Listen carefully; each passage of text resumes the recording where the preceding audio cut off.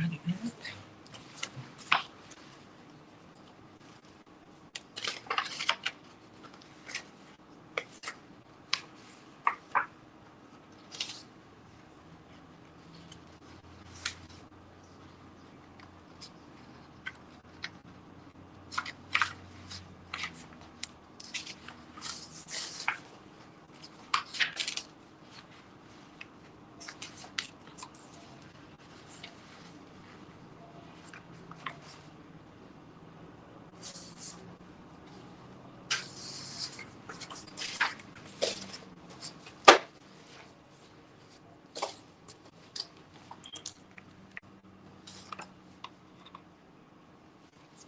Yes, hi, hon. How are you?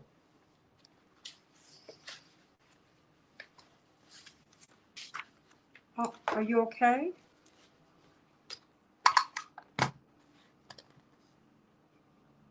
Okay, okay, okay. Well, you sure you're okay? Okay, okay. Well, we're gonna be on the phone. I'm gonna come off of Timeline because I got a new iPad, and yeah, if you would, so we can just try and get the sound right. And if you can get Dr. Reeves up, that would be great. Okay? You sure you're okay? All right, sweetie. Okay. Matt, we're going to be up in a hot second. Okay. Are you on the phone today or on Timeline? I'm on the phone. Bob Fakuda is coming over on Friday.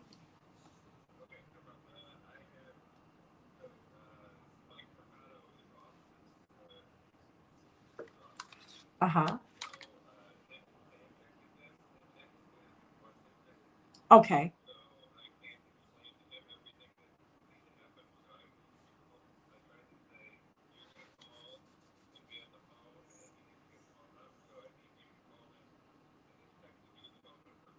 Oh, he's been on the Timeline. I'll call him right now. Okay. Oh, that's fine. If I'll just tell him all he needs to do is pull me in, and then I'm good. Okay.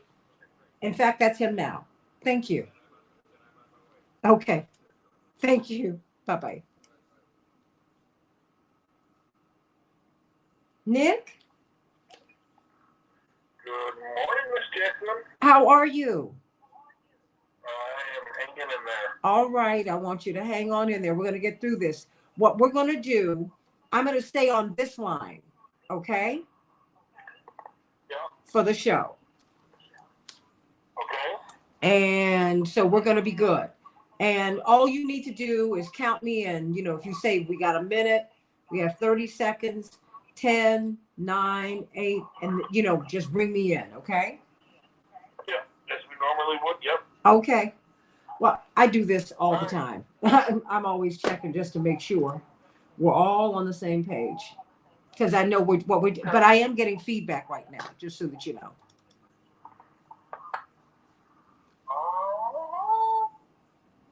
It's all right. We're going to work it out. We probably have our commercial line on. So, all right.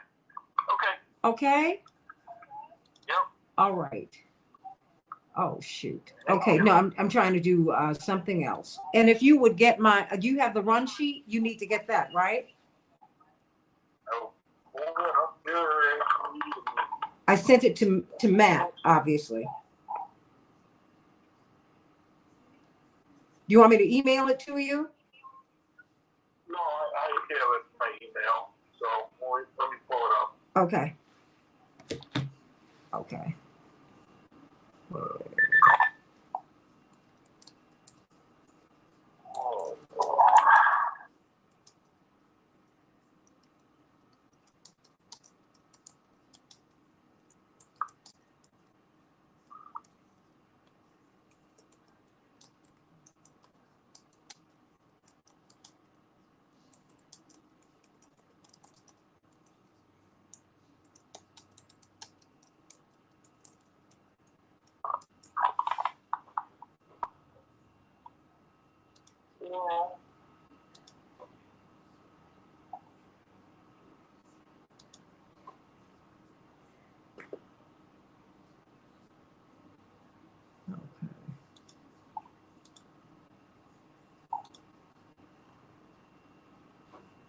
Okay. What's that?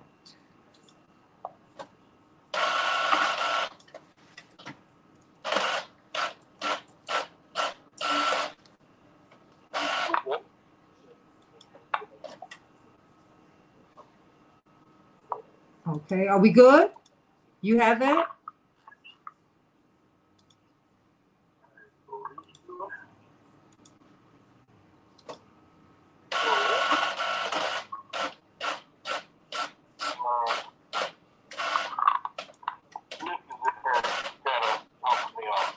What you saying? Nick is in here asking me if we're good to go. So. Okay.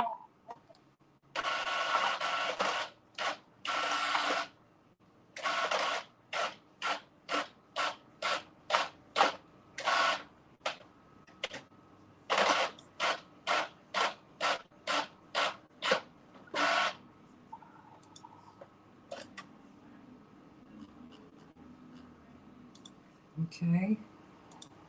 Okay, we're at 6:02.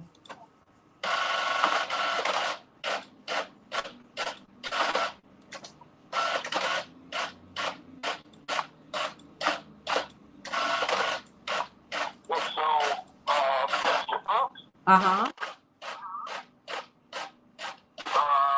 6:30 to 6:30. I have Dr. Knighton. 6:30 to 6:58. Dr. Knighton. as well. Uh-huh. 7:10 to 7:28. State Representative Ramirez. Uh-huh. And 7:30 to 7:58, Dr. Maxwell. Fantastic. And of course, we've got the live read with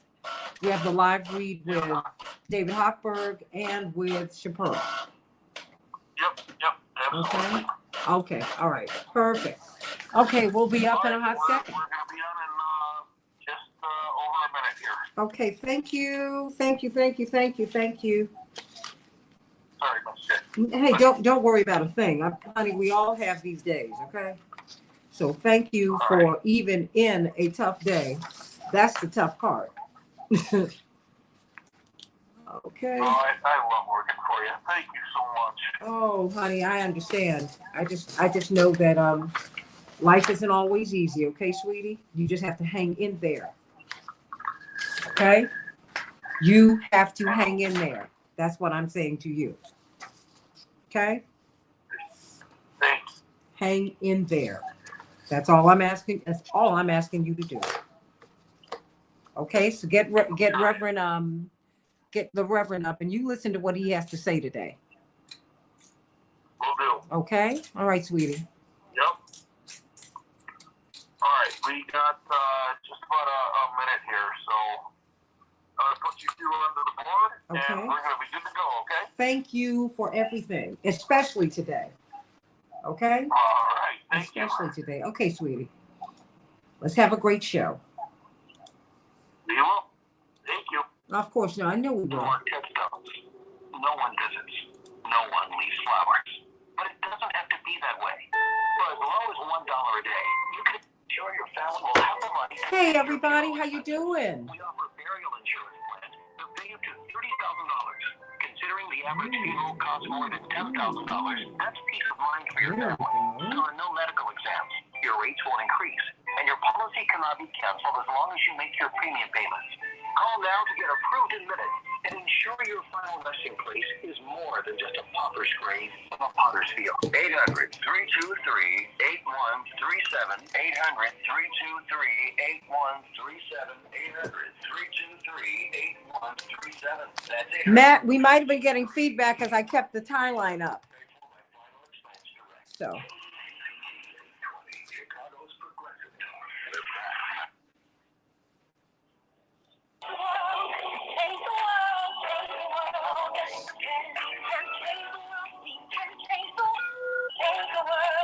This is the Santita Jackson Show.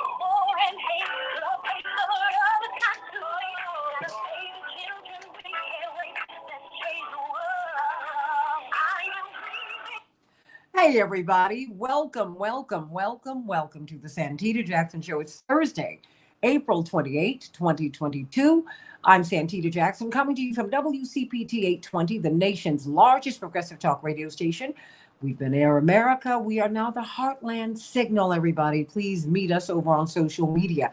And AM 950 Radio, the voice of progressive Minnesota.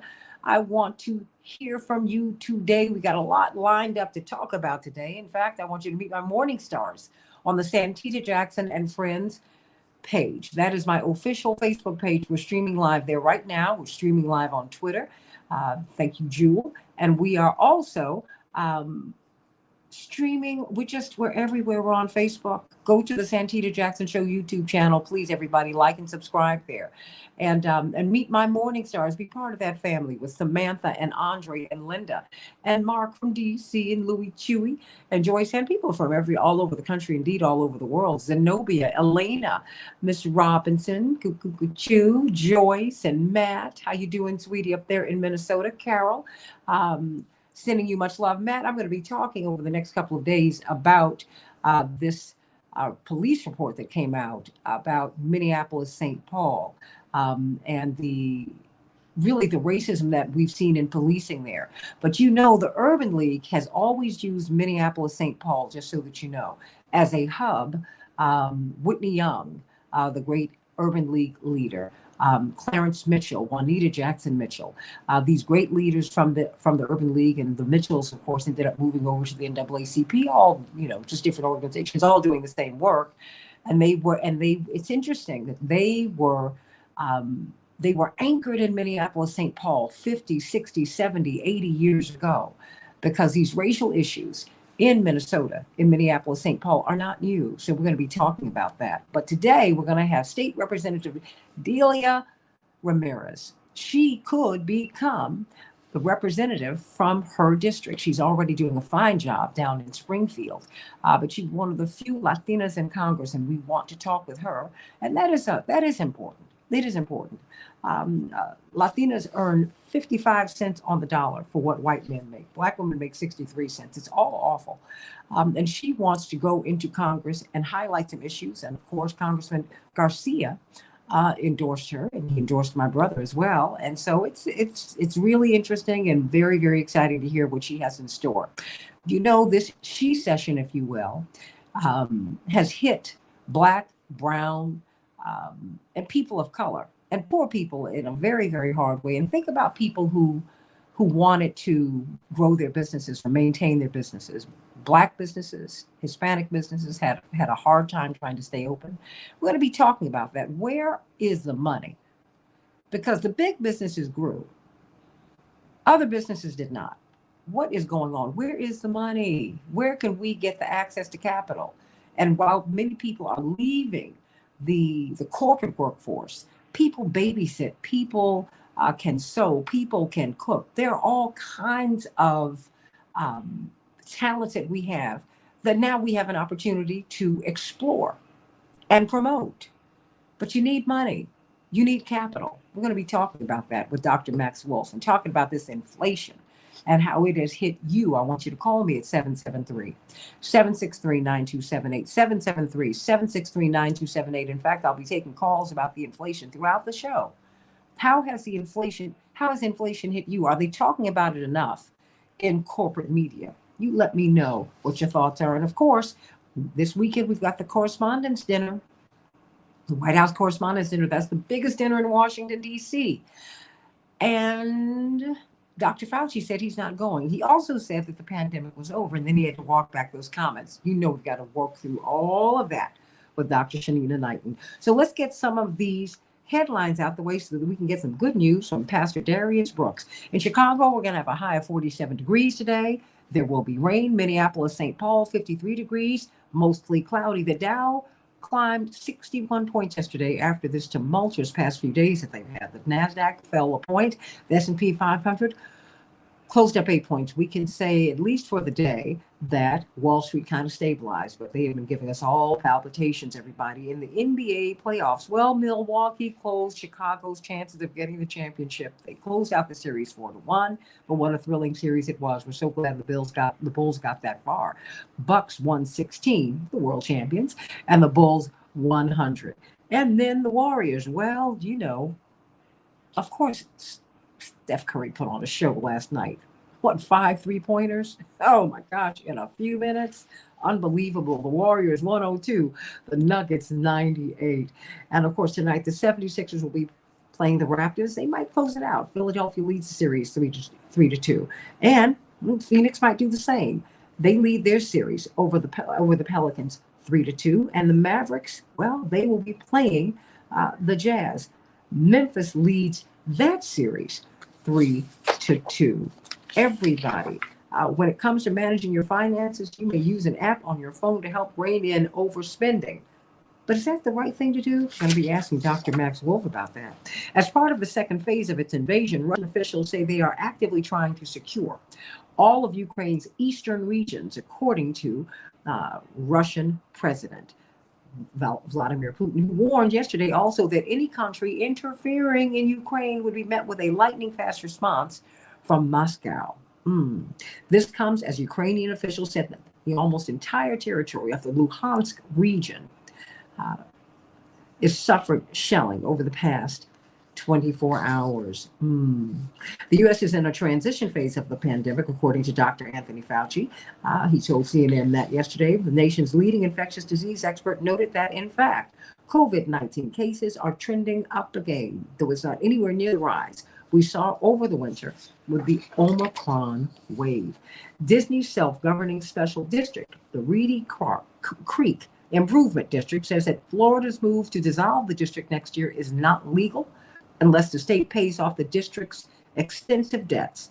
Reedy Creek is a special purpose district created by state law in May of 1967 that gives the Walt Disney Company governmental control over the land in and around its central Florida theme parks. I think we need to examine that, don't you all? They've gotten a whole lot of power.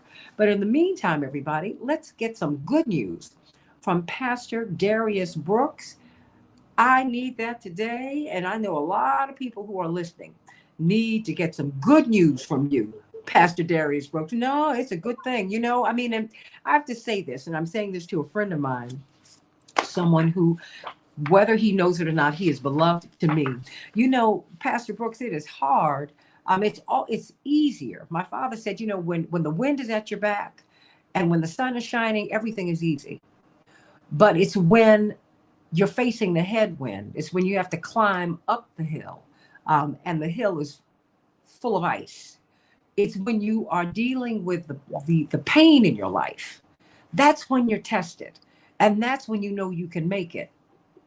When we're having the great day, it's all right. It's easy to be strong when you don't need strength. How about that? Wonderfully. It's easy to be strong when you have strength.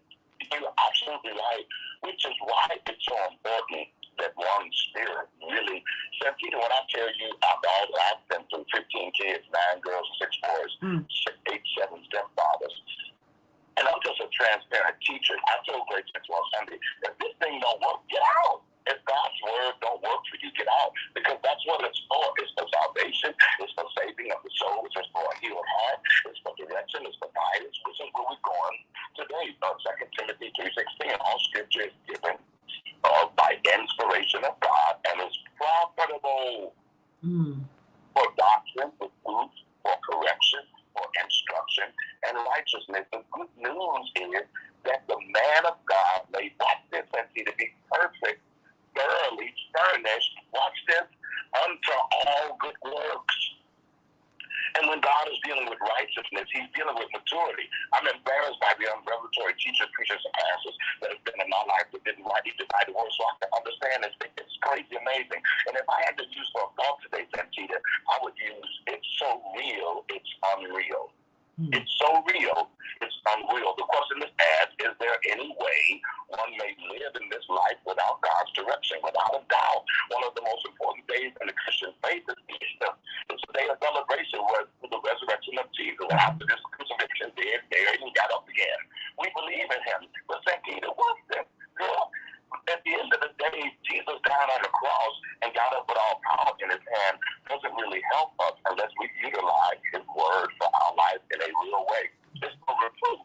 It's for doctrine. It's for correction. What are you doing right there? Why are you doing that? What are you doing that for? Oh, it's for instruction. Instruction, a direction, or an order. An official, watch this, authoritative position. In our lives, I heard you say something right before we got on. Some people don't have no more authority. Anybody tell us nothing. We got all of our answers, and then we run when we get in trouble. We run to a God that we don't even know. We don't even know that the real God is the word mature God. I told President Sunday, God don't change us, he mature us. If God changed you, you wouldn't be beautiful like you are. Your beauty's on the inside, not the outside. That's why people love you. That's it, you're transparent. You're the real. You're somebody people can trust because you keep your word. It's so real. It's unreal. I answer that nobody like Santita Chapter because there's people in the earth that are just like that. And then people say, ain't nobody perfect. Well, the word of God says, watch this. The man of God may be perfect. Perfect in Hebrew means thoroughly furnished in all the works.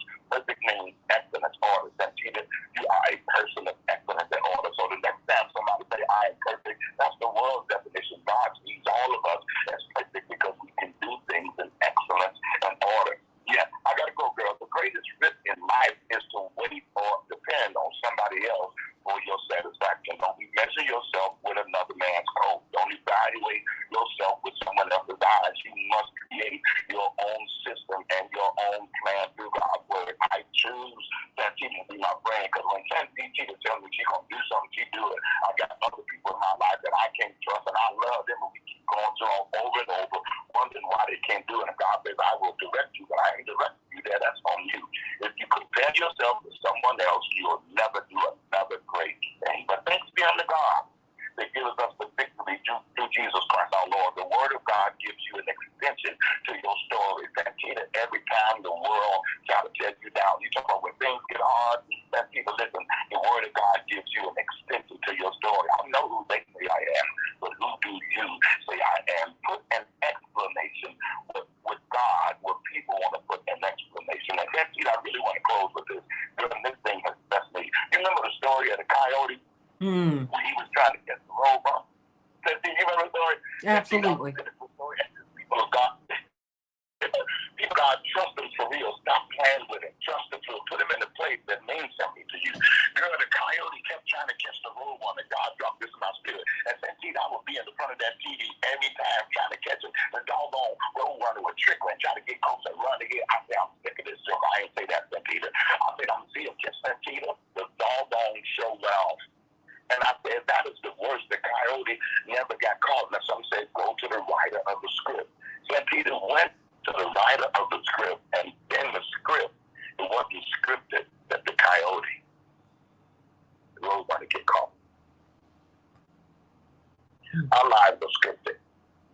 And every time we try to force or fix something or wish something was different, our lives are already scripted. I said, check the word of the writer of the cartoon. It wasn't in the script that the road gonna get caught.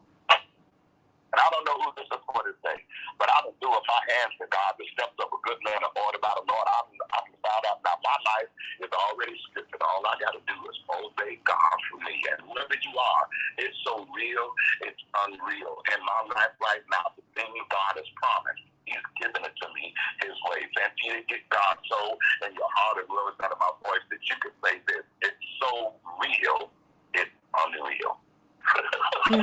Bless your heart.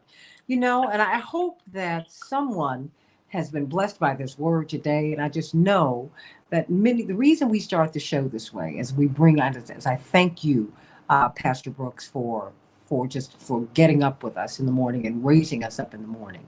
We start with the good news because, you know, look, hey, I'm a PK, preacher's kid. I'm a church girl. I have to tell you this. Before I went to college, the night that I went away, my father said, you know, your parents always have that just one more thing. Well, before you leave, I have one more thing to tell you. We'd already had the dating talk. But it was just one more thing before we pulled out of the driveway. Because when I went to college, they were having the air trafficker strike. And my mother said, there's no way that we are going to fly anywhere. So we're driving to Washington. I was like, what? I can't believe this. And because we flew all the time. Well, as we're about to pull out the driveway, we were about to have prayer. My father said, ooh, Daddy he pulled me to the side. He said, Daddy just wants you to do one thing, just one thing. I said, what is that, Daddy? He said, find a church.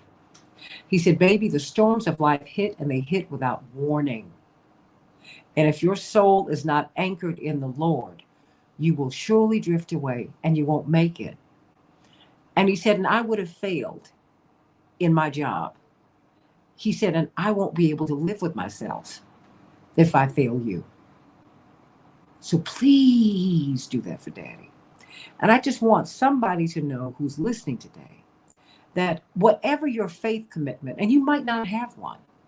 We have agnostics, we have atheists, we have people of faith who listen, we have everybody, and I welcome you all. I just want you to know that if you're going through a tough time today, that help is but a call or a touch away. Somebody cares about you. Somebody cares for you. And somebody, if you tell them that you're struggling and that you need some help, as Bill Withers said, lean on me when you're not strong. I'll be your friend. I'll help you carry on. Come on now. I just want you to know that today, because somebody's having a hard time today. Yes. Cat Williams said something that blessed me on his comedy show. Cat Williams. Mm-hmm. He said, in these days and times, you got to have something or someone you believe in. Absolutely. So, and I think that's But it's true. And just, very quickly, because, people are struggling out here. We're going to be talking about inflation today. And I want people to call me all throughout the show, no matter what we're talking about, and tell me your inflation story, because people can't afford to eat. I mean, we are issuing eviction orders in the state of Illinois, in Chicago, that we're not going to enforce because people have no place to go. So but you are feeding people at Grace Central. When can people get something to eat? Where are you? Let us know. Grace Central Church, 10216 South Kitchener Street, Westchester, Illinois. Tuesdays from 5 to 7 and Wednesdays from 12 to noon. They was around the corner on Tuesday. Santita. I was like, wow. Yeah, it was around the corner. And the young lady put on Facebook that a thing of chicken was $30.19. $30.19. I thought she was joking. They were around the corner at Grace Central. And we here, we ain't gonna stop serving. That's what the church is for. It's to serve, it's to heal the sick, it's to set the captives free, and that's what Grace Central is doing. Again, that's 10216 South Kitchener Street, Westchester, Illinois, Tuesdays from 5 to 7 and on Wednesdays from noon to 2. Please, we welcome you. We love assisting and serving. Amen to that. Well, I know we ran a little long today, but I just had the feeling in my spirit that somebody needed that. Please go to Grace Central. The lines are getting longer because the pain is deeper. People don't have enough money, and that's why you need to vote. That's why we need to fight the supply chain issues, all of that. Somebody's got something. Somebody's got some food. Somebody's got some money. And it all belongs to you, and you need to have access to it. So I'm sending you much love. Give my love to First Lady Deb and First Baby Dasha. Well, Dasha's a young lady now. She's in college. Praise the Lord. And I love you, Pastor Darius Brooks. And yes, this is the Darius Brooks, the Grammy Award-winning Darius Brooks. Please, your will, safe in his arms. So much brilliant work of God that he's been doing for all of his life. Thank God for you. I love you, Darius. I love you, love you, love you. We have got Dr. Shanita Knighton. Dr. Knighton, I know you're going to stay with us just a little while today, but I'm excited about that because we got a lot to talk about. We've heard from Dr. Fauci yesterday that the U.S. is no longer in full-blown pandemic phase, and he had to walk those comments back just a few hours later. And then he did say that he's not going to the White House Correspondents Center, which is a big deal because that is like the big dinner in DC, and he is saying, nah, I'm not gonna go because I don't know if it's gonna become a super spreader event, which a lot of people feel that it will become.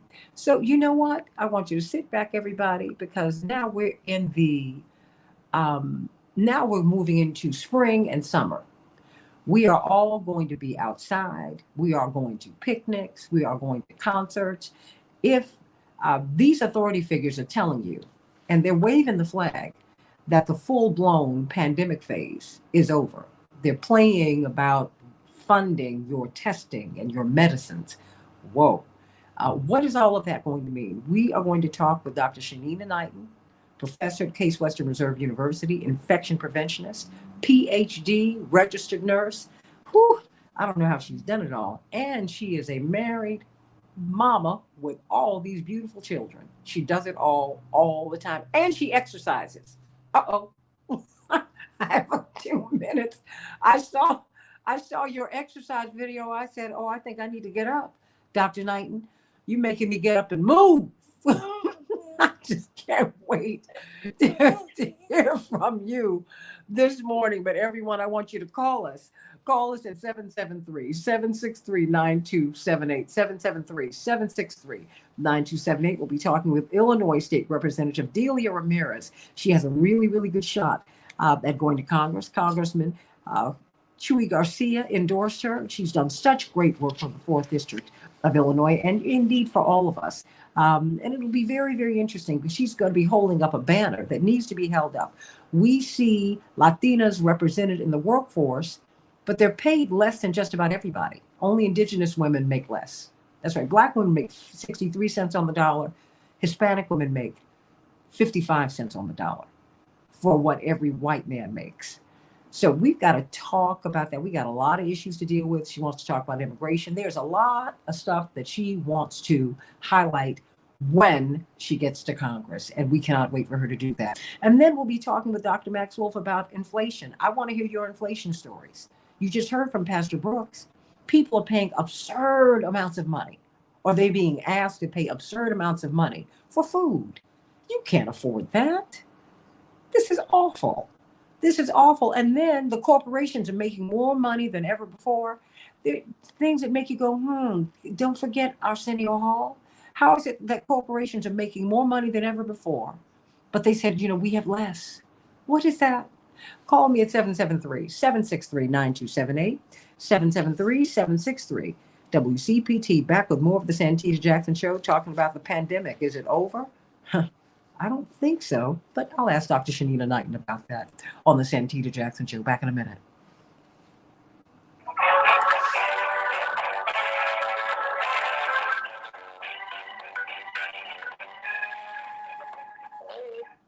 Hey, sweetie.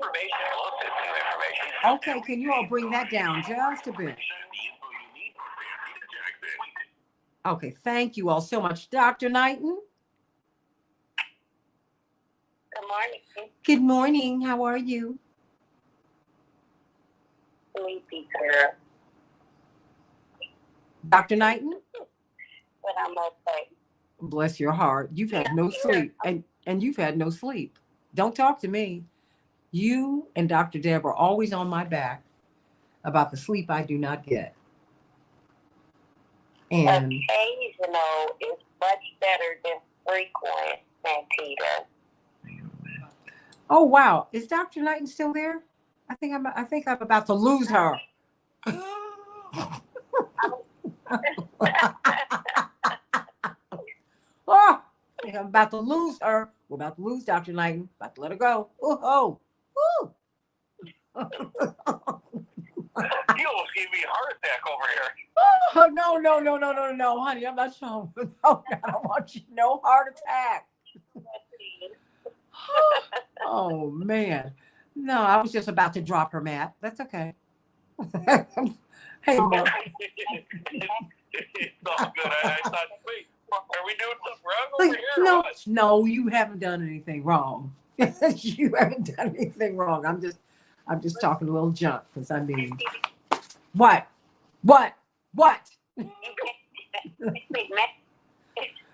Because I had a whole conversation with him before we got on. Oh, did you? Oh, man. Oh. Well, you all, I'm glad to be with you this morning, and you all continue to welcome me back, and you touch my heart. I'm glad to be back. I really, really am. One of the things that I did do yesterday, and maybe after this might be one of the after effects of COVID, I sat down. When I keep moving, I'm okay. But I sat down and fell asleep for like 3 hours. Boom. Now, I know I hadn't gotten all the sleep that I needed the night before, but now I'm like, I really need to get my rest. And so I'm looking into it, Dr. Knighton. Woo-hoo. Yeah. It's important. Can you bring your volume up just a bit, Dr. Knighton? That's the highest it goes. Oh, no, I that's think it. might just be me. I got you now. Yeah, you sound very good, Dr. Knight. Okay. LaShawn, thank you, sweetie. She said it's great to see me back. Girl, I'm glad to be back. Natalie Cole had a song. It's good to be back. Yes, thank you. Hey, Jean. Hey, Brenda. Hey, Michael Ann. Oh, Michael Ann, thank you for leading people over to YouTube. Everybody, please go over to YouTube, The Santita Jackson Show. Like and subscribe there. Thank you, Michael Ann. What did you say, Renee? Would you call in, Renee, please? You said what blew your mind was when People's Gas gave me an April bill over $700. What? Because they've gone up. They've almost doubled. It's unbelievable. Justifying it by saying there have been errors. We're under a minute here. Okay. Oh, wow. Well, it makes sense. They're going to make their money. Wait a minute, Shanina. They jacked up her bill saying that they had made a mistake with the meter readings. So they went back and gave her a higher bill. These people, they're awful. They're awful. They're awful. It's price gouging. Oh, it's price gouging. Hold on. Here we are.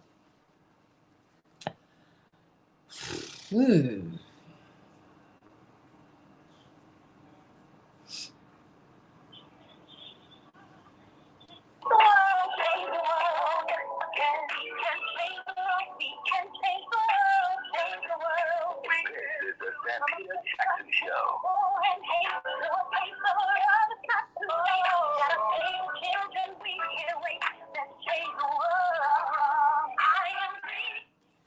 Hey, Hannah, down there in South Carolina. Where are you in South Carolina? Let me know. Are you in the low country? Are you upstate? Let me know. I'm sending you much love, Shirley, from beautiful Philadelphia. Beautiful Shirley Carter from Philadelphia. And so many of you had, oh my goodness, Mark from DC. I love DC, Dodge City. I'm sending you all much love today. Let's talk about this pandemic. And I know we keep bringing it up, but you know what? We're going into the spring and the summer where people are going to be outside. And look, we've been locked away. This has been going on since 2019. And people are tired. They're tired of wearing the masks. They're tired of being locked down. You have more than 344 million people in China who are being locked down right now, and they're beginning to protest from their homes. They're banging pots and pans and things like that. It's just unnatural for human beings not to be able to be social because we're social animals. That having been said, we're still in the midst of a pandemic. You're seeing the Biden administration have to really, really push and negotiate with Congress to get COVID funding in. Now, we don't have a problem finding money for war, but for our health, it's a problem. And that's really not right. But that having been said, Dr. Fauci said something very interesting, and he is still the nation's leading voice on this pandemic. He said the United States is finally, quote, out of the full-blown explosive pandemic phase that led to nearly 1 million deaths from COVID-19 and more than 2 years of suffering and hardship. This is from the Washington Post report. He said, quote, we're really in a transitional phase from a deceleration of the numbers into hopefully a more controlled phase and endemicity. So, well, that means it's endemic. So he had to walk back those comments because people said, wait, what are you saying? And I want to know, what he's saying. And I want to know what's going on, because now Dr. Fauci has announced that he will not be attending the White House Correspondents' Dinner. Now, that's a big deal, because when you're in Washington, um, scoring a ticket at that dinner is a big deal. And when you are someone as prominent as Dr. Fauci, you go. It's the dinner that you go to. Well, he said he's not going to go. The Gridiron dinner just a few weeks ago, which is another one of those dinners, but it's not as, say, Hollywood-like as the White House Correspondents' Dinner. The Gridiron dinner, they got more than 70 people. No, we're not even counting the people who worked at the dinner. More than 70 people who attended the dinner got COVID.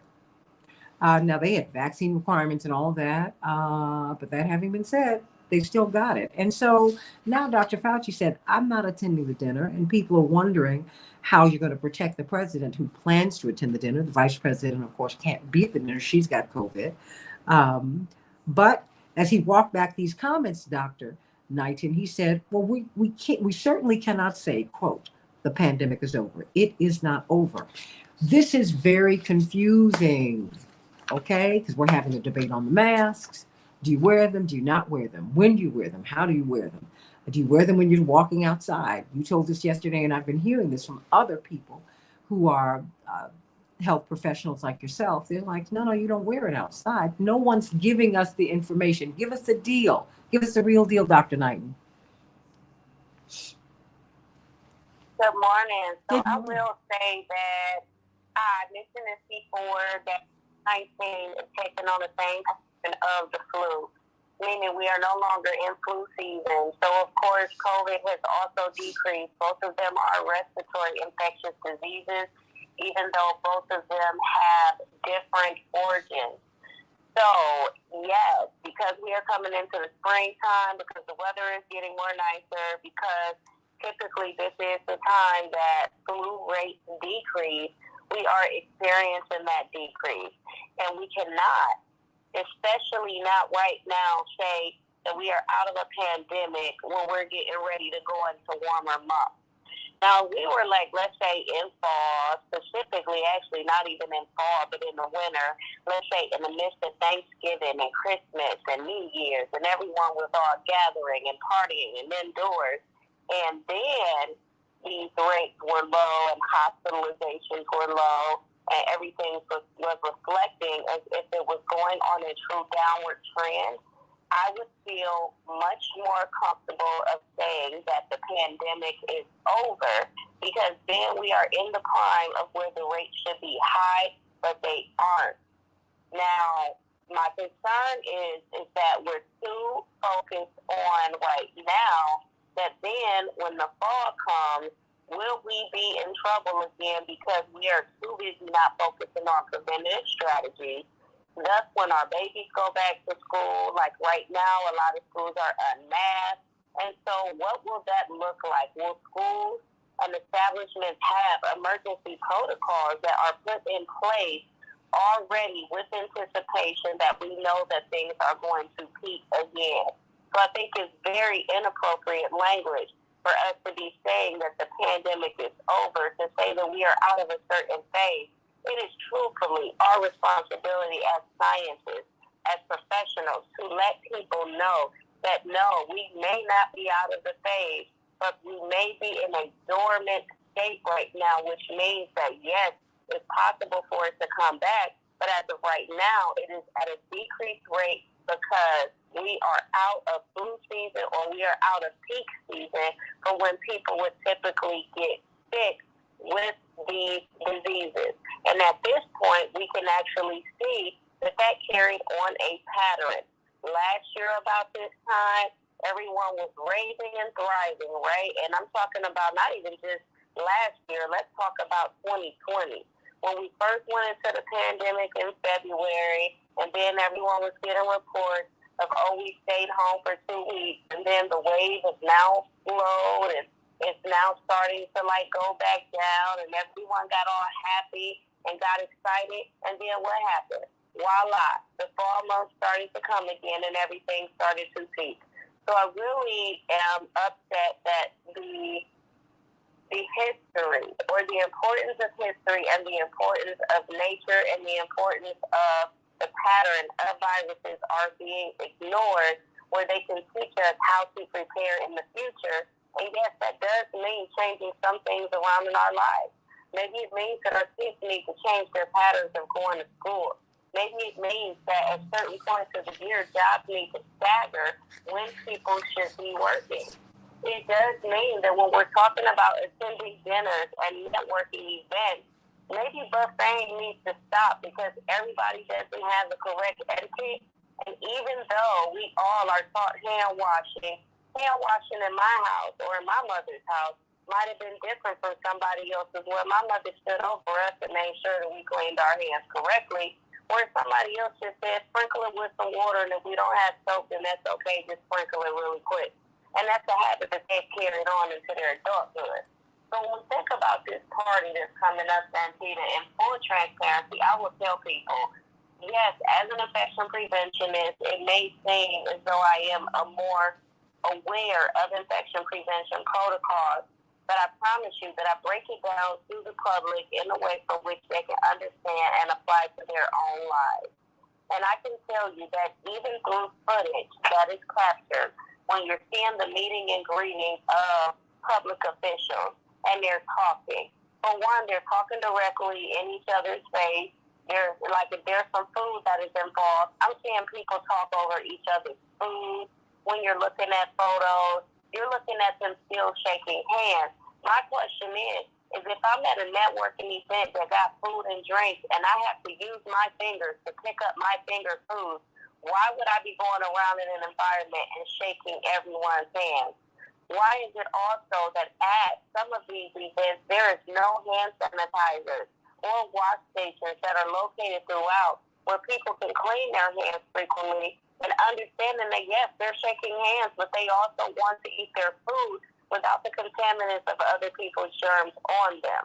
Yes, champagne towers are great, and they look beautiful, and they're wonderful. But if everyone's going to be talking over them, talking about how great they look, then that's droplets that are then going into somebody's champagne.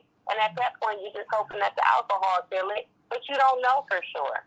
So in these particular instances, we really have to understand like where we are and what it is that we're doing. So if it were my event and if I were establishing protocols for this press event, first and foremost, everyone that does come into the event, we understand like, yes, everyone vaccinated does not necessarily mean that they don't have COVID, but it is a risk-lowering measure when it comes down to people being clinically relevant sick, meaning that, yes, that is a measure that, of course, we want to protect the guests to make sure that no one is going to be compromised. So, yes, maybe checking for vaccine cards would be helpful. Then also making sure that people have a negative test within 24 to 48 hours. Then when they come into the actual event just within itself, everyone would be sanitizing their hands upon entry, and they would be having to undergo orientation before they engage in the event. Everyone would know it is okay for us to talk in these particular zones, meaning that, yes, there will be areas centered out to where talking and discussion and networking will happen, and those zones that would be red zones or off-the-limit zones would be anywhere that is located near food and drink. It would also be anywhere where someone has to touch commonly touched items such as door handles, such as buttons, such as things where people will need to more so pay attention to cleaning their hands when interacting with these commonly touched surfaces that can carry germs. I oftentimes say, which we all know and we knew early on in the pandemic, that buttons carry germs, handles carry germs. These are all things even prior to COVID. So we want to make sure that in any event that we have, if we have those commonly touched surfaces, do we have someone that is on standby that will be wiping those items down? Then, most importantly, so I've covered hand hygiene, I've covered risk-lowering measures. The other piece of it is can the event be held outside opposed to being inside? if the event can be held outside, that in itself is also a risk-lowering measure, because then you're not worried about the crowding of germs in one particular area, and we do have air on our side, meaning as our friend that can actually decrease the concentration of any droplets that may be potentially in the air. So when I look at the event, those are some of the things that I would cover. And I would also make sure that when we're talking about food, that again, there is some sort of protective barrier that is put up where people are not talking over the food. Santita, one of the things that is a pet peeve of mine when we talk about, let's say, buffet style, this lady, when I was in Chicago last week, I was actually trying to get a lemon, but I was getting the lemon using a straw. And she said, that looks very peculiar and complicated. And she really wanted to, she criticized me and was being very negative. But what I told her was this. I said, do you see how this handle is laying over in these lemons? I want a lemon, but I'm going to get my lemon from the bottom, because I know that at least 50 to 100 hands have already touched that handle, and that handle is laying directly over the food. I said, so I pray for you that you don't get sick, but this is going to be a way in which I'm going to decrease my risk of getting sick. And she said, oh, it makes sense, and she walked away. So we have to pay attention to those handles. We have to pay attention to the serving spoons, where people place them at. If the handle is laying directly over the salad, and us understanding that a salad is a wet food, I would not touch the food. I would not eat the salad, because at that point, that handle has everyone's germs on it, which is directly transferred to the food that you're getting ready to eat. And unlike, let's say, food that might be heated up because it has to be a certain temperature, salad does not. So those germs are going to be more likely to transfer, and then it's a wet environment for viruses for which they can live. Viruses don't live too well on cloth, which is why even when people wanted to be controversial about the mask or say masks don't work, viruses don't survive well on clothing. And so if you have a cloth mask, then yes, it wouldn't survive very well on the cloth in comparison with you having, let's say, a wet surface, a plastic surface, or some sort of slippery surface. And so, no, I would not touch the salad in that particular instance. But I tell people, please watch where those serving spoons are being placed. And if you have someone that are holding people accountable for their infection prevention activities, because I've seen people not do it. People are even guilty of now, let's say if someone doesn't eat meat, but there's only one serving spoon, they'll put that serving spoon inside of that meat, not realizing that it can be putting someone else's health at risk. So this is, again, where I mean we have to act as a Dr. Fauci and make the decision of, you know what, I think I'm going to sit this event out, maybe because they're not going to have adequate protocols, or I'm going to sit this event out because apparently this seems to be a group of people that doesn't necessarily believe that the pandemic is happening. I'm not saying that he said that, but I am just simply mentioning that we have to understand our surroundings, we have to know who we're hanging out with, and we have to know what it is they value. Because if someone's values are different from yours, and let's say that they're like, the pandemic is over and we're not taking any protocols, then guess what? That is somebody who is likely going to put you at risk. When I go to a bar or somewhere that is serving drinks, I purposely ask, I said, do you have some hand sanitizer that I can use? If they don't have any hand sanitizer behind that counter, or I don't see a sink where they're washing their hands actively in between handling money and handling a fruit that's going to go in my cup, I'm not getting that beverage. So really want us to pay attention to how people are exchanging things and what they're doing with their hands in order for us to stay safe. We're talking with Dr. Shanina Knighton, infection preventionist, registered nurse, PhD, research scholar at Case Western Reserve University, and professor there as well, about a lot of the messaging that we're hearing about the pandemic. The World Health Organization says the pandemic is not over. Dr. Fauci said, initially he said, we are in a transitional phase. We're no longer in a full-blown pandemic phase. He had to walk that back. But he did tell you that he's not attending the White House Correspondents' Dinner. And I'm letting you know, because of the culture of Washington, that is a big deal for him not to be there. It would really be a huge deal if the president was not going to be there, but he will be. But the thing is, we've not had an in-person dinner since 2019. 2019. A lot of pictures you see of me there, that was from 2019. We have not had anything. We didn't have anything in 2021. Now it's 2022 because there is a push by the corporatocracy to end this. Everybody get your shots. That will mitigate hospitalization for many people, not in all cases, but in many, if not most. But people are still walking around sick. That's one of the things that concerns me, Dr. Knighton. People are still walking around, what did you say, clinically relevant symptoms? People are still walking around, they're getting sick. So what should we be doing to really to bolster the bottom line of our health so that if it's COVID, if it's the flu, if it's pneumonia, whatever it is, if whatever's coming down the pike, we can handle it. I mean, because it's because COVID is still out here, and COVID is still making a lot of people really, really sick. Dr. Knighton.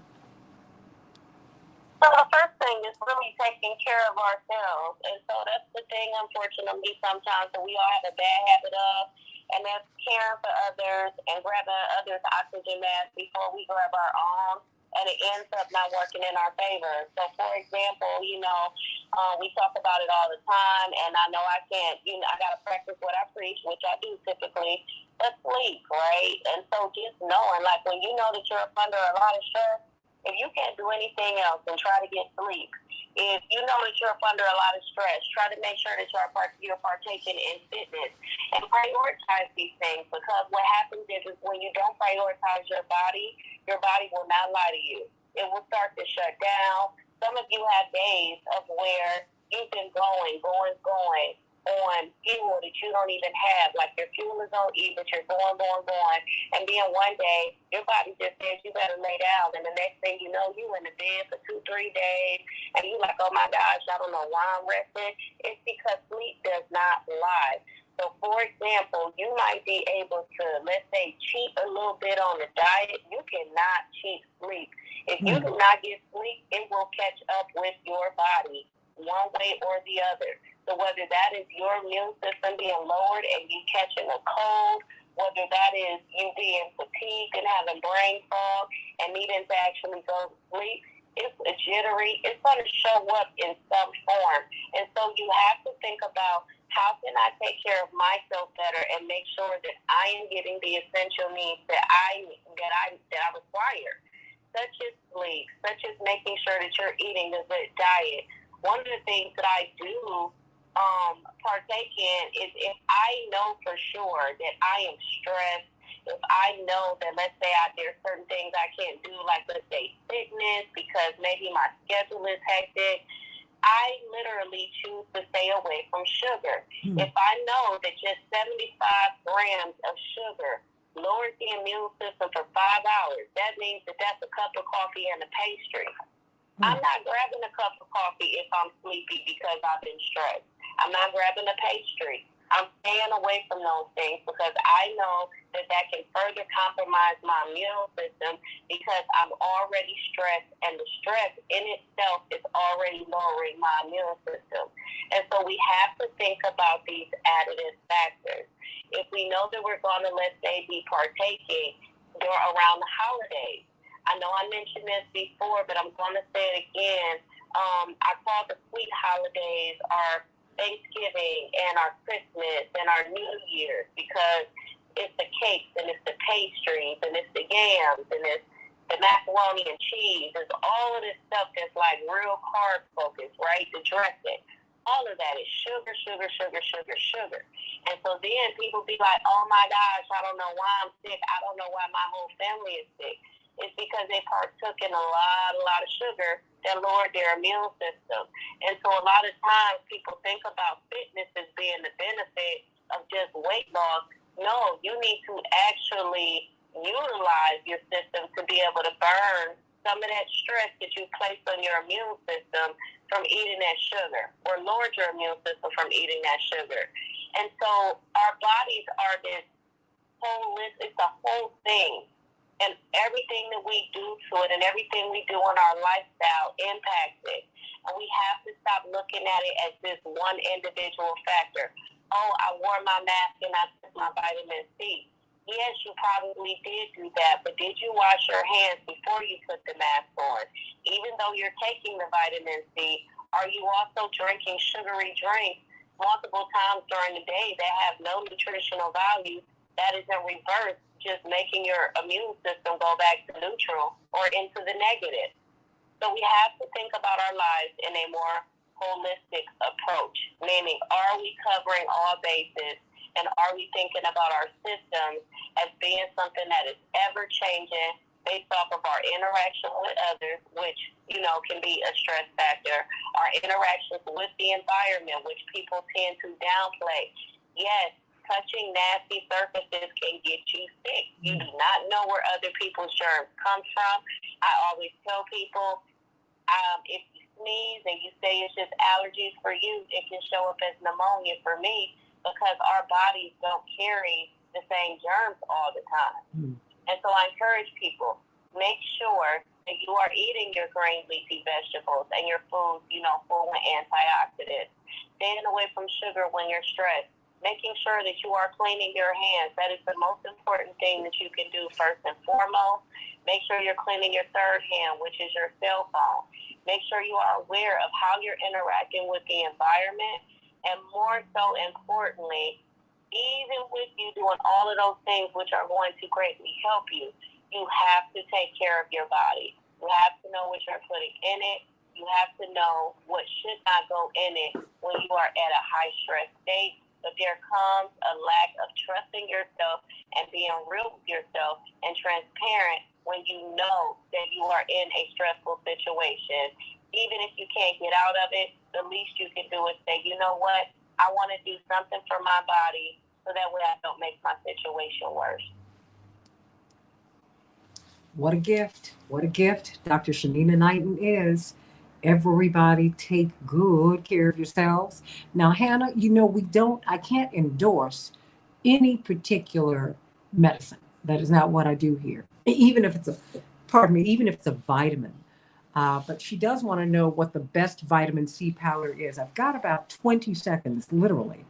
What should we be looking for when we look for vitamin C? Should we be looking for the tablets? Should we be looking for the chewables, the gummies? Or should we be looking for vitamin C in its purest form, where it doesn't have additives? Hannah needs to hear from you. 20 seconds. So first and foremost, the thing to think about is that I want to warn everybody about, and you said it, Santita, that you're not prescribing anything. There are just directions on the back of every single container of any product. Please make sure you're abiding by it. There is a such thing as doing too much can be poisonous and toxic for your system. Now, when we're talking about things such as vitamin C, vitamin D, vitamins should not and do not have to have additional additives in them like maltodextrin, which can lead to weight gain. You can find this vitamin C, which is ascorbic acid, in its purest form, which you can dissolve in water, juice, any other thing, just in its purest form. It should not contain all of those other added ingredients. All right, everybody, think about that. Look on the packaging of these vitamins. Look on the packaging of these vitamins. Back with State Representative Delia Ramirez. She might be going to Congress, everybody. So excited about that. Back with more on the Santita Jackson Show in just a few minutes. Dr. Knighton, I just love you, girl. Love you too. Even as you break my back, but that's all right. She's my girl. I love her. Love her. Love her. Love you. Love you, love you, love you. I might be coming through Cleveland. So I'm going to let you know. I know. I'm going to let you know. A friend of mine called me last night. I said, oh, I think I might have to come sooner than you think. Let me know when you do, because I'm telling you right now. Look, I will. Look, we gonna fit it in the schedule to hang out. Oh yeah. Oh yeah. Oh yeah. You know, my friends are out there in Cleveland. Hannah said, great segment. Thank you so much. Well, it wasn't me. It was Dr. Knighton trying to give you this information, the food, and she wanted to know about this vitamin C. And it's very, very important. Oranges are a great source of vitamin C. You know, my mother used to make candy. This was decades ago, with the rinds from lemons and oranges. You know, my parents didn't have any money, and she came up with all kinds of ways to give us little treats. You know, I realized, Dr. Knighton, in my parents' apartment when my father was in graduate school, we didn't have doors. But my mother and father had taken down all the doors. My mother made a sofa with one door. She made the dining room table with another door. She made the coffee table in the living room area with another door. I think she might have even made a bed with two of the doors. And she used the beads. Back in the 60s, beads were popular. And so our doors were beads. She had these long strands of beads that divided all the rooms. So, oh boy, it's funny. Most people don't think of, you know, my parents struggling that way, but they did. Praise the Lord. Hey, you know something so crazy, Santita, because instantly what came to my head, because you know that wasn't quite during my... Okay, Representative Ramirez is on the line. Oh! Would you like me to put her through? Absolutely. But I'm gonna introduce her to Dr. Knighton. Of course. Okay. Dr. Knighton? Yes, I'm still here. You know, I've got like 1 minute, but I wanted to bring on Illinois State Representative Delia Ramirez, who is running for Congress. She is leading in the polls, but that is not why she's here. I love her to pieces, and I'm so glad that she's here. And thank you for being so patient with me, State Representative Ramirez, because, you know, I've been ill for the past couple of weeks, and we've been trying to get you on, but I wanted to have you all for myself. It is such an honor to be with you, and I'm so glad you're doing better. Oh, God is good. And I want you to meet someone who I think could be very helpful to you, you know, as we really wend our way through this pandemic. This young woman, Dr. Shanina Knighton, is a professor at Case Western Reserve University. She's a registered nurse. She's a PhD, and she is an infection preventionist. Indeed, she's a research clinical scholar at Case Western Reserve. She's doing a lot of stuff. In this whole pandemic, we've not talked to people who prevent infections. That is her area of expertise, in addition to being a registered nurse and a research scholar. And so I want to connect you with her, because we need to get her into, because we need to be talking, our, parents, children, in the workspaces. We need to know how we can prevent infection.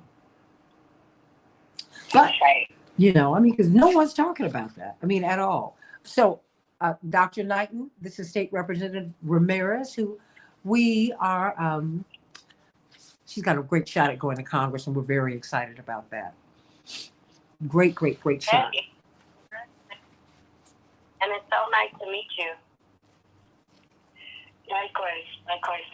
I talk a lot about healthcare and how important it is for us to be able to be proactive and make sure that we don't have access. Oh, yeah. But what I'm going to do, I want to connect the two of you, because we need to have someone like her in the center of our discussions. And it will help, it'll help our children. It helps our children to see all kinds of folks who have all kinds of information. And, and I'm speaking about, diversity. It helps them to see women. It helps them to see brown and black people and yellow people and red people and all of that. But it also helps us we need to understand what we don't know. And in this whole pandemic, it's been almost 3 years. No one has talked about infection prevention. State Representative Ramirez, nobody. I'm like, So while we're sitting locked up in our homes, nobody's telling you, this is how you need to wash your hands. Remember that song? I'm older than both of you. This is the way we wash our hands, wash our hands, wash our hands. Early in the morning. That was a nursery rhyme where you were learning how to wash your hands when you were in grammar school, like in kindergarten and first grade. They don't do that anymore. It's crazy. 1 minute. I was going to say, Santita, the one thing that I can tell you for sure, and this is just even me being amongst colleagues that are not in the infection prevention space, is they downplay topics such as these. Meaning that even on my review grant recently, they were like, well, how do we know patients' hands contribute to infection? This is the review, because I'm targeting patients' hands, because it is not mandatory for hospitals to provide 30 seconds. hand hygiene education or resources for them to clean their hands, and not all patients can make it out of the bed. So that's just an example, just to show how these topics are and how wearing masks is really just not wearing masks. It's crazy. There's so many other things that go out of these masks. Back in 10 seconds. Okay, stand by, and that's why I'm trying to let people know about you and who you are. So stand by, stand by, stand by. Change the world, change the world. We can change the world, we can change the world, change the world. This is the Santita Jackson Show. And hate to a place for others not to wait. Gotta save the children, we can't wait. Let's change the world. Hey everybody, welcome to the Santita Jackson Show. It's Thursday, April 28th, 2022. I'm coming to you from WCPT, the nation's largest progressive talk radio station, and AM 950 radio, the voice of progressive Minnesota. Of course, WCPT is here in Chicago, the Heartland Signal. Everybody, we want you to meet us on social media. And I want you to meet me and my morning stars on the Santita Jackson and Friends page on Facebook. We're streaming live there. That's my official page, everybody. If you want to be my friend, and I want you to be my friend, please join me at the Santita Jackson and Friends page. And we're streaming live on not just Facebook, but on my YouTube channel. Everybody, please like and share, like and subscribe over there as well. Please, please, please. The Santita Jackson Show. Go on and meet Michael Ann, who's been leading the charge this morning, and Linear Bob, and others who are over there. Thank you. That we're having a lot of great conversations. We've been talking about infection prevention. Is the pandemic over? Well, there's been some debate about that, but it's not. If you want to hear the podcast, so you can hear the full discussion that we had with Dr. Shanina Knighton about that, go to WCPT820.com/Santita. In about an hour after the show, you'll be able to hear. But we're going to have Illinois State Representative Delia Ramirez. She has an opportunity to go to Congress. I think Congress only has 3% of Latina representation. So you can see those numbers are way, way, way, way, way under what they ought to be. And so we want to talk with her about her chances and what she hopes to bring to Congress and what she's already bringing to Springfield. She's a brilliant state legislator down in our state capital. And of course, we're going to have Dr. Max Wolf talking to us about inflation and about the disparate impact that inflation's had on women and on people of color when they've been trying to get their businesses. We don't have access to capital. People of color, marginalized people, don't have access to capital. But it just seems like the billionaires and the trillionaires, people are on track for that, the money is just raining down from heaven or someplace for them. And we're going to talk about that. All right, everybody, let's get to some of these headlines so that we can get to the rest of the show. Everybody, and thank you, Pastor Darius Ricks, for the good news this morning. Chicago will have a high of 47 degrees. It will be rainy. Minneapolis, St. Paul, 53 degrees will be the high. Mostly cloudy. The Dow closed up 61 points. The NASDAQ closed down 1 point yesterday. The S&P 500 closed up 8 points after a tumultuous few days on Wall Street. The NBA playoffs, well, our Bulls are out of it, but what a great season they had. The Milwaukee Bucks closed them out, the world champions, no less, closed them out 4-1. The Bulls, well, they only scored 100 points. The Bucks got 116. Congratulations to the Bucks. Go on and get them. Go on and get them for all of us here in the Midwest. The Warriors, well, with Steph Curry's magic last night, they beat the Nuggets 102-98. Steph Curry firing off 5 3-pointers in just a few minutes. Unbelievable. Unbelievable performance. Tonight, we'll see the 76ers face off against the Raptors. Perhaps they will close it out. They lead the series 3-2. Philadelphia does. Phoenix leads their series 3-2. They'll be playing the Pelicans tonight. And the Mavericks, well, they are leading their series 3-2 against the Jazz. Will they close it out tonight? We'll see. In the WNBA, well, the Mystics beat the Lynx. We're going to keep on pulling for our girls. And they need to have some games that are, at a time that people can attend, not like at 11:30 in the morning. Everybody, think about that. Think about that. WNBA needs to be much bigger, and it can be if we have the intention of making it that. As part of the second phase of its invasion, Russian officials say they are actively trying to secure all of Ukraine's eastern regions. Russian President Vladimir Putin, according to the CNN report, warned yesterday that any country interfering in Ukraine would be met with a lightning-fast response from Moscow. Ooh. The U.S. is in a transition phase of the pandemic, Dr. Anthony Fauci told CNN yesterday. But first he said that we were out of the pandemic, but he did tighten that up. And so what does that mean, everybody? Well, he's not going to the White House Correspondents Center, which is a huge event in Washington. And he noted that although COVID-19 cases are trending up again, it's not anywhere near the rise we saw over the winter with the Omicron wave. And so that is good news, everybody. So we're going to see how that goes. We've been talking about financial freedom for everybody. Well, we're going to be talking about inflation with Dr. Max Wolf at the bottom of the hour. We've been talking with David Hochberg and Team Hochberg about owning your own home. That is the greatest investment that most Americans can make. Indeed, that's the American dream, but it is increasingly out of the grasp of many Americans, or is it? Or is it, everybody? If you're purchasing a new home, if you need to refinance your existing home, if you need to secure a VA loan or reverse mortgage, if you have poor credit, no credit, if you've had a bankruptcy, call Team Hochberg, your trusted local lender. They can help you. Get a free consultation. Tell them everything that you're dealing with, and they will help to dig you out of your financial hole. I promise you they can do that. Chuck, who's a Navy veteran, married Patty, both retired, barely living off their Social Security monies. Well, his wife called to consolidate their first and second mortgages and $30,000 of debilitating credit card debt. Many of us, because of inflation, we're having to buy groceries with credit cards if we have them. Well, Team Hochberg helped them to cash out a VA loan, reduce their monthly payment over $500 a month, saving them more than $6,000 a year. There is a way, everybody. There is a way. There's a way for you to own your home. There's a way for you to get money out of your home. There is a way, but you need people who really understand the system, and that's Team Hochberg. So I want you to call them at 855-56-DAVID, 855-56-DAVID, or visit them at 56david.com, 56david.com.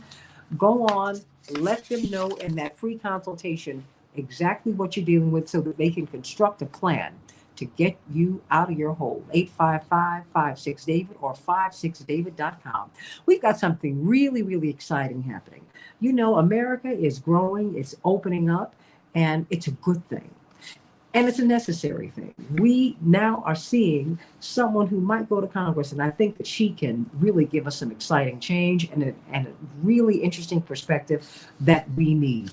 We look at Equal Pay Day, and we need to continue to look at that because it helps us to see just where women are in the workforce. It turns out that all women earn less than what a white man of similar qualifications makes. While white women and Asian women, Chinese American and Japanese American women specifically earn more, they still don't earn what white men earn. And when you look at black women, it's 63 cents on the dollar to what a white man earns. It takes a black woman until August to earn what a white man has earned by December of the previous year. But for our Latina sisters, it is even worse. They earn 55 cents on the dollar, 55 cents on the dollar. And they are woefully underrepresented in Congress. Well, that could change. That could change. And we thank you, Representative Chuy Garcia, for endorsing Illinois State Representative Delia Ramirez, because she is going to bring some change to Congress. And you're leading in the polls. And I know you got to get it vote by vote by vote by vote. but there is a lot that you could bring to the House of Representatives. I mean, I didn't realize that the numbers, that there were just so few, so few. Well, there are so few women of color, but there's so few Latinas in Congress. So I'm so glad that you're with us today. Talk to us about this congressional run. It could be historic. Yeah. Well, Santita, there has never, ever been a Latina from the entire Midwest. Not from Minnesota, not from Illinois, not from Iowa, not from Wisconsin, Michigan, Ohio. We've never seen someone that looks like me representing all of us in Congress in the Midwest. There's an opportunity to do that. But it's not just about representation, as important as it is. It's an opportunity also to send one of ours who has a track record when it comes on raising the minimum wage. It's $7.25 an hour. In my opinion, that's criminal. Here we raise the minimum wage to $15, and quite frankly, that's not a living wage, right? That's right. We have to be able to understand that until all of us are able to progress, our economy will never move forward.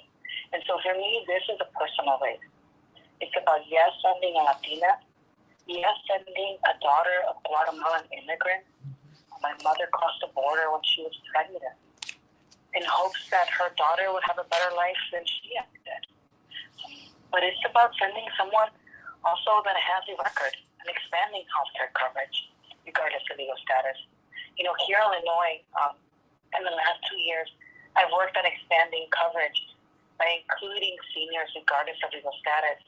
Today, 11,000 seniors in Illinois have healthcare for the first time in their entire life. We made that happen in the Illinois legislature. We have to continue to expand coverage at the federal level until we get to Medicare for all. And I intend to work on that. And I intend to work on ethics reform. I mean, you talked about 13 Latinas. That's all we've ever had in Congress.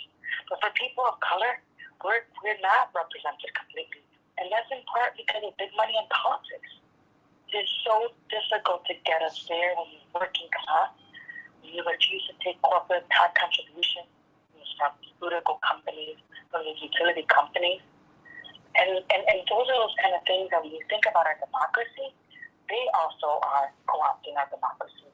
So I want to make sure that we continue to work on campaign finance reform, that more of us get there, and we can make sure that all of us are able to move forward.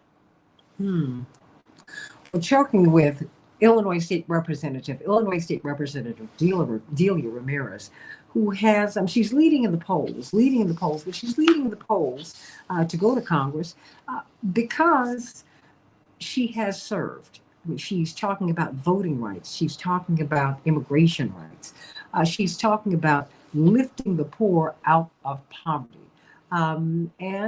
This is, I have to tell you, to me, this is about representation, in addition to all of these other issues, because you represent and you've lived a life and you have a perspective that is woefully underrepresented in Congress. I mean, the numbers are here.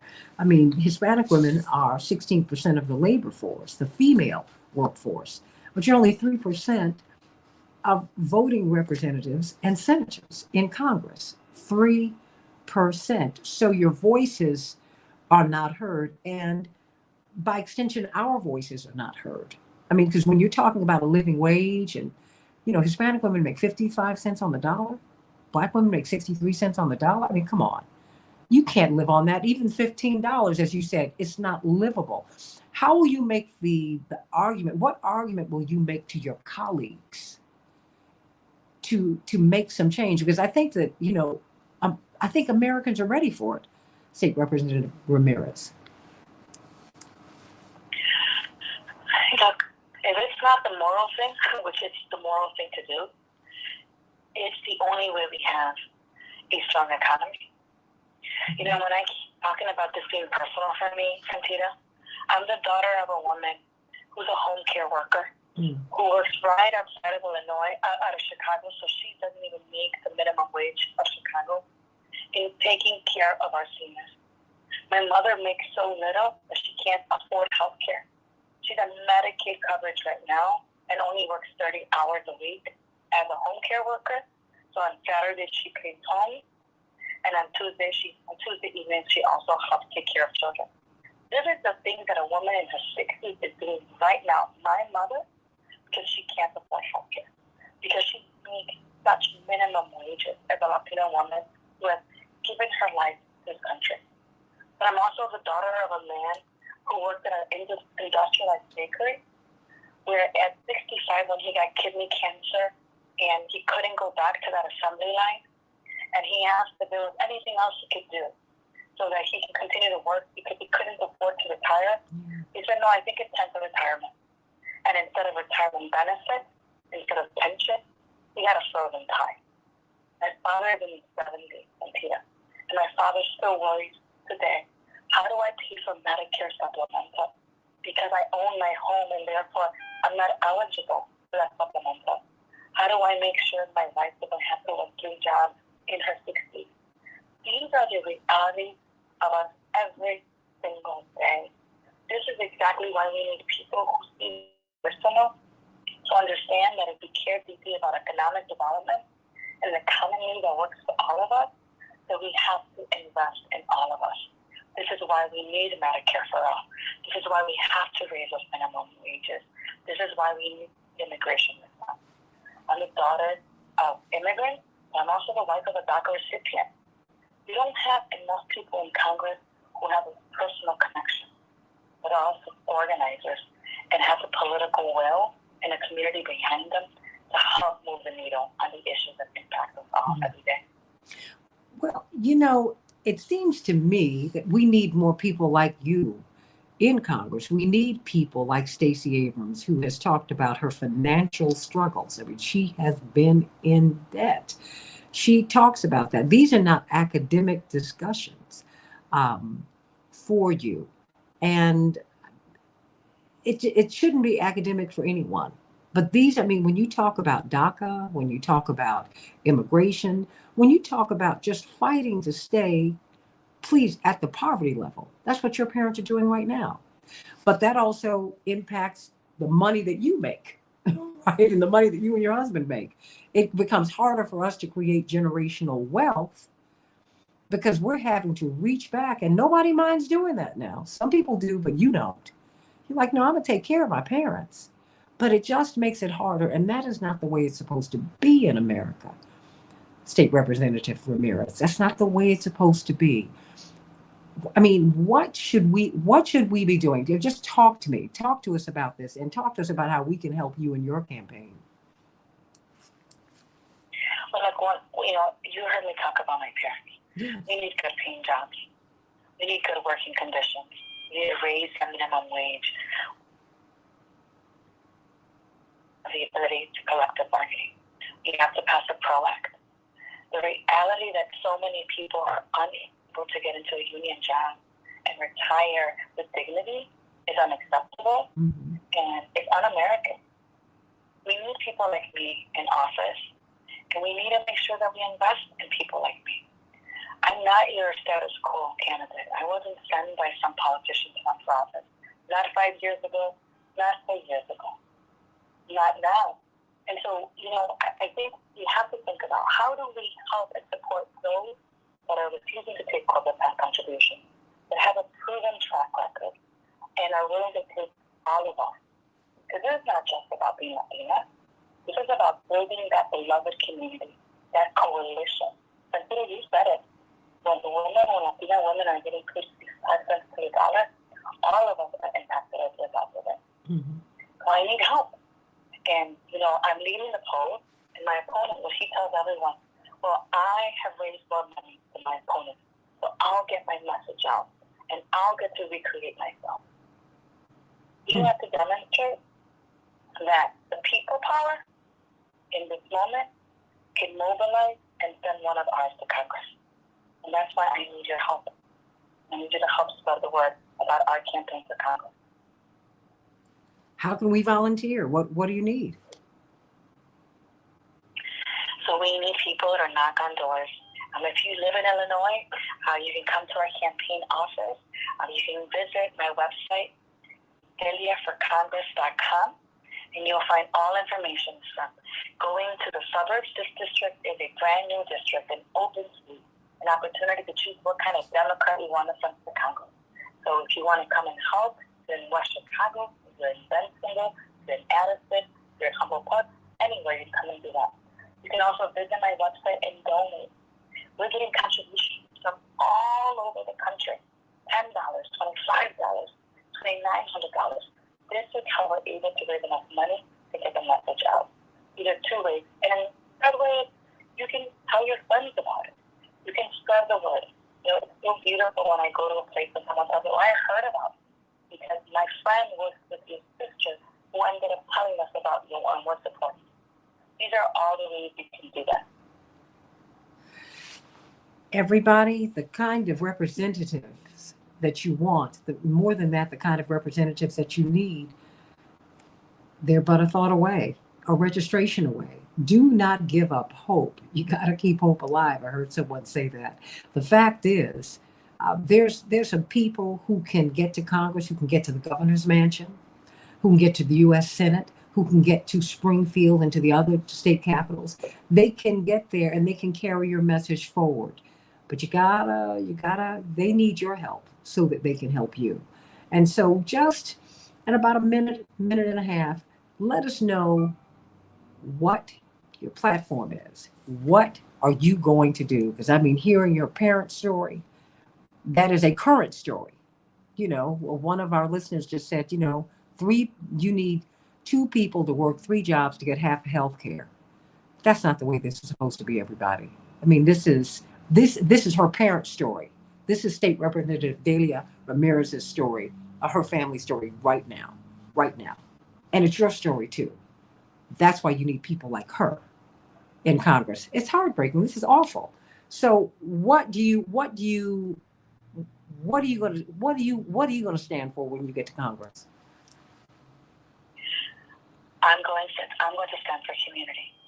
I will fight to raise the minimum wage, to have care, from universal care to child care. You know, that means child care. That means health care, and that means home care. I'm going to make sure that we fight every single day to protect our abortion rights. I'm going to make sure that every single day I work on getting good money out of politics. And I'm going to bring the work I've done on housing care and more to Congress to make sure that people have a roof over their head. If they own their home, they can keep their home. If they're experiencing homelessness, they can move into permanent, stable housing. And if you are a renter, they will provide the resources for you to keep your home. If you want to purchase a home, that you're able to do that. We need housing stability. We need a good economy. We need access to health care, and we need to protect our abortion rights. Everybody, that's Illinois State Representative Delia Ramirez. I hope this will not be the last time that you will be on the show, because we need to hear your voice. We need to hear your voice. We need you. We need you. And send our love to your parents. I know they've got to be so proud of you. They just got. Well, what did your mother say? She will talk to every single person. My mother's the best precinct captain. She comes in and she tells me, my daughter is rooted and she is ready. And I know, because I will keep her ready and rooted. Oh, I love it. I love it. I love it. Oh, my goodness. And please give our love to Aaron Connolly, who's doing so much to help you in your campaign. I'm just so glad that you honored us with your presence on this show. And you have a home here. Just know that. Blessings to you. Everybody. Oh, of course. Absolutely. Delia for Congress. And that's DELIA, the number 4, Congress. How easy is that, everybody? You can find that on social media. I'm going to talk with Dr. Max Wolf in a hot second about inflation. Call me at 773-763-9278. You know the rent is just too high. You know that food is too high at the market. Tell us about that. Let's talk about it. Back in just a moment on the Santita Jackson Show.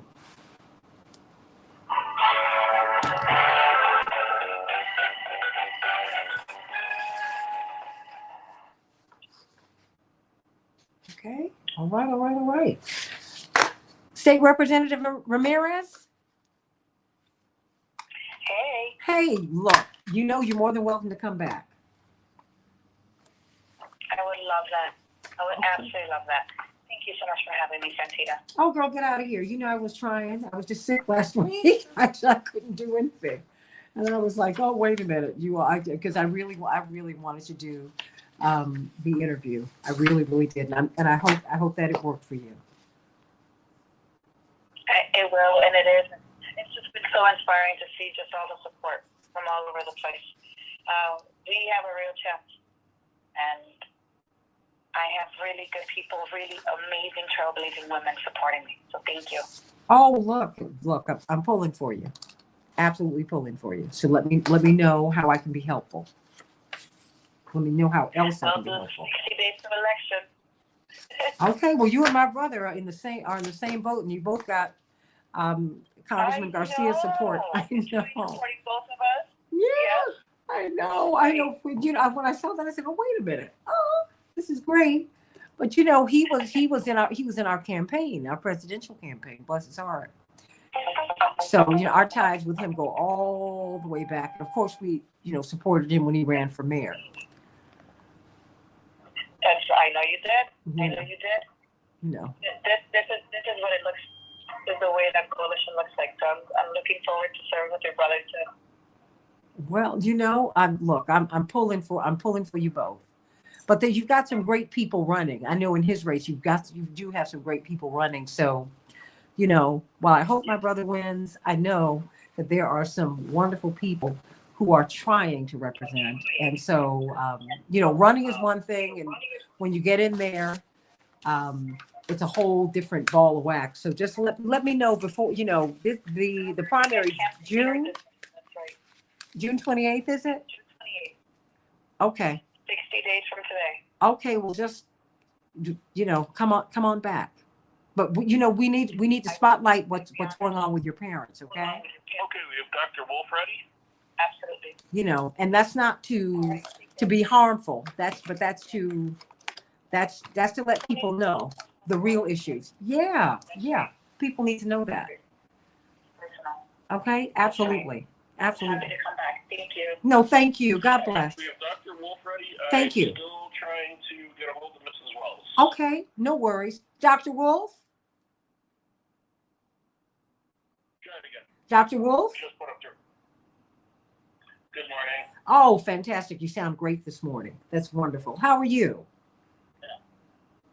Good. How are you? I'm doing great. We just had State Representative Delia Ramirez. They created a new really Hispanic congressional district here, and she's leading in the polls. 1 minute, by the way. Oh, thank you so much, sweetie. And it was just interesting hearing her parents' story, because her parents are struggling workers. And so she was making the case for, you know, Medicare for all, because she's got two parents. Basically, her father's got cancer. You know, they're working 3 jobs and they have half a health care plan. I mean, it's awful. I mean, you know, come on. This is how people are living. I think we should only offer health care for 30 seconds. Only offer health care in the penal system. It's probably a better idea. Well, then, you know what? See, this is why I'm telling you, Max doesn't make good sense. I just said, he's still my guy. Oh my God. We do actually offer it for low-income people only if they do the social service of being convicted of a felony. That's true. I will let you know as soon as I get Mrs. Wells up. Well, let's bring her up. Well, you know, you just send me a text. Let me know. But we're going to go right into Dr. Wolf. This is perfect. Thank you, sweetie.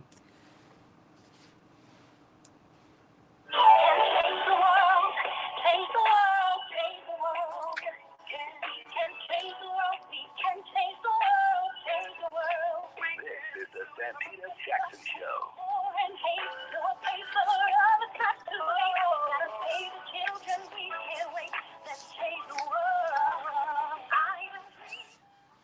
Hey, everybody. Welcome back to the Santita Jackson Show. It is Thursday, so you know what time it is. It's time for us to talk with Dr. Max Wolf. We talk about the economy and really the social, political, and cultural implications of the economy's health or lack thereof upon us all with this brilliant economist.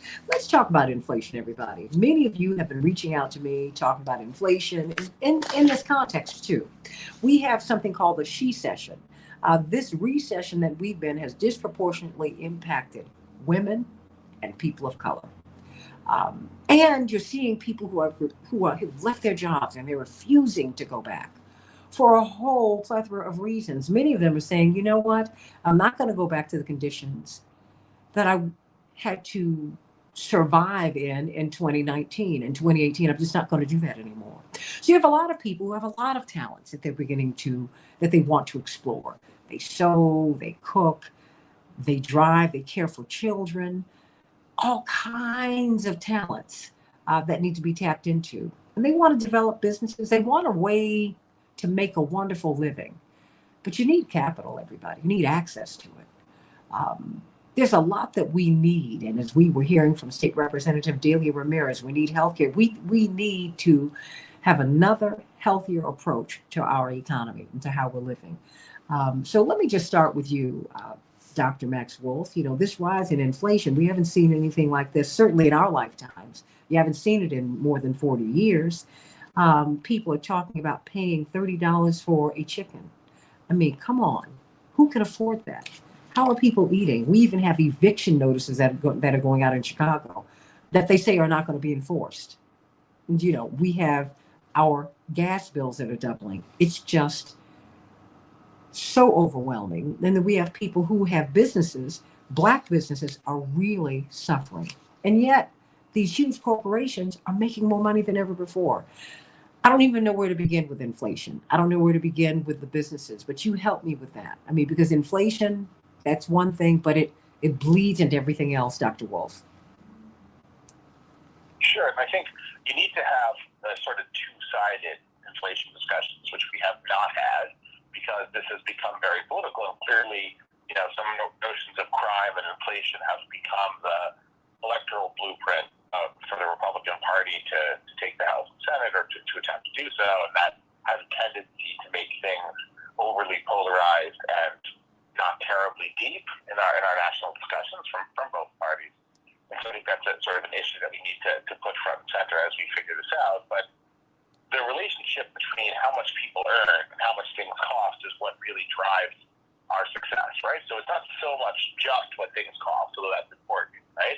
It's also how much money you make, because how much money you make lets us know what you can afford to pay, right? Not what you want to pay, where less is always good and it feels bad to pay more, but what you can, you know, brass tacks, what you can pay. So if you make $150,000 a year and your transportation fuel costs go from $2,500 to $4,000, it's very painful. We are in that area of price increase now, but your life is largely the same. You're just angry about the gas price. If you make $40,000 a year and your motor fuel prices go from $2,500 to $4,000 a year, you may not be able to continue to stay current with your bills, save for the future, keep everybody's medical insurance and cars running, and the really kind of basics without which the household can go into a death spiral, right? So how much money you make has a lot to do with how inflation hits you, because these price increases act a little bit like a regressive tax, i.e. if it costs $25 a month more to drive around in your car, if you make $10,000 a month or more, you can absorb that. You might not like it, and there's other things you could, would, should want to do with that money, but you're okay, right? But there are other people who are not, people on fixed income, people living off savings, and you mentioned a lot of people who tried to build up some savings, go really lean to survive the sort of pandemic times with irregular or insufficient or no employment opportunities, and are now worried about where to work and if they're safe, right? And I think that leaves this weird situation here. And the other thing I'll tell you is we had this real cruel debate here, largely led by the Republican Party, but not only, where it was this idea that the benefits were keeping people from going back to work. So we slashed all the benefits, and people did not go back to work. And so now we have prices rising with a lot of households having no access to the social safety net and being out of savings. You're trying to force these people back to work. And let's keep in mind, too, that some of them might be trying to avoid going back to work because they got very sick or saw a colleague die and don't believe it's safe for them to do so. And while things are safer, forcing someone at threat of lethal illness back to the workplace probably should have been something we debated a little more fully and a little more compassionately than most of the debates, at least that I was able to see happening. We're talking with Dr. Max Wolf about the economy, about inflation. How is inflation impacting you? How is it impacting your business? We have a lot of people who are not in the workforce, and you see them driving for Uber, Lyft, and these other concerns. You have people who are really who had the side businesses, right? I mean, they catered, they took care of children, they sewed, and on and on and on. They're struggling. They're struggling right now. And these are people who, as you know, as the song says, who've been trying to keep their head above water, make a way when they can.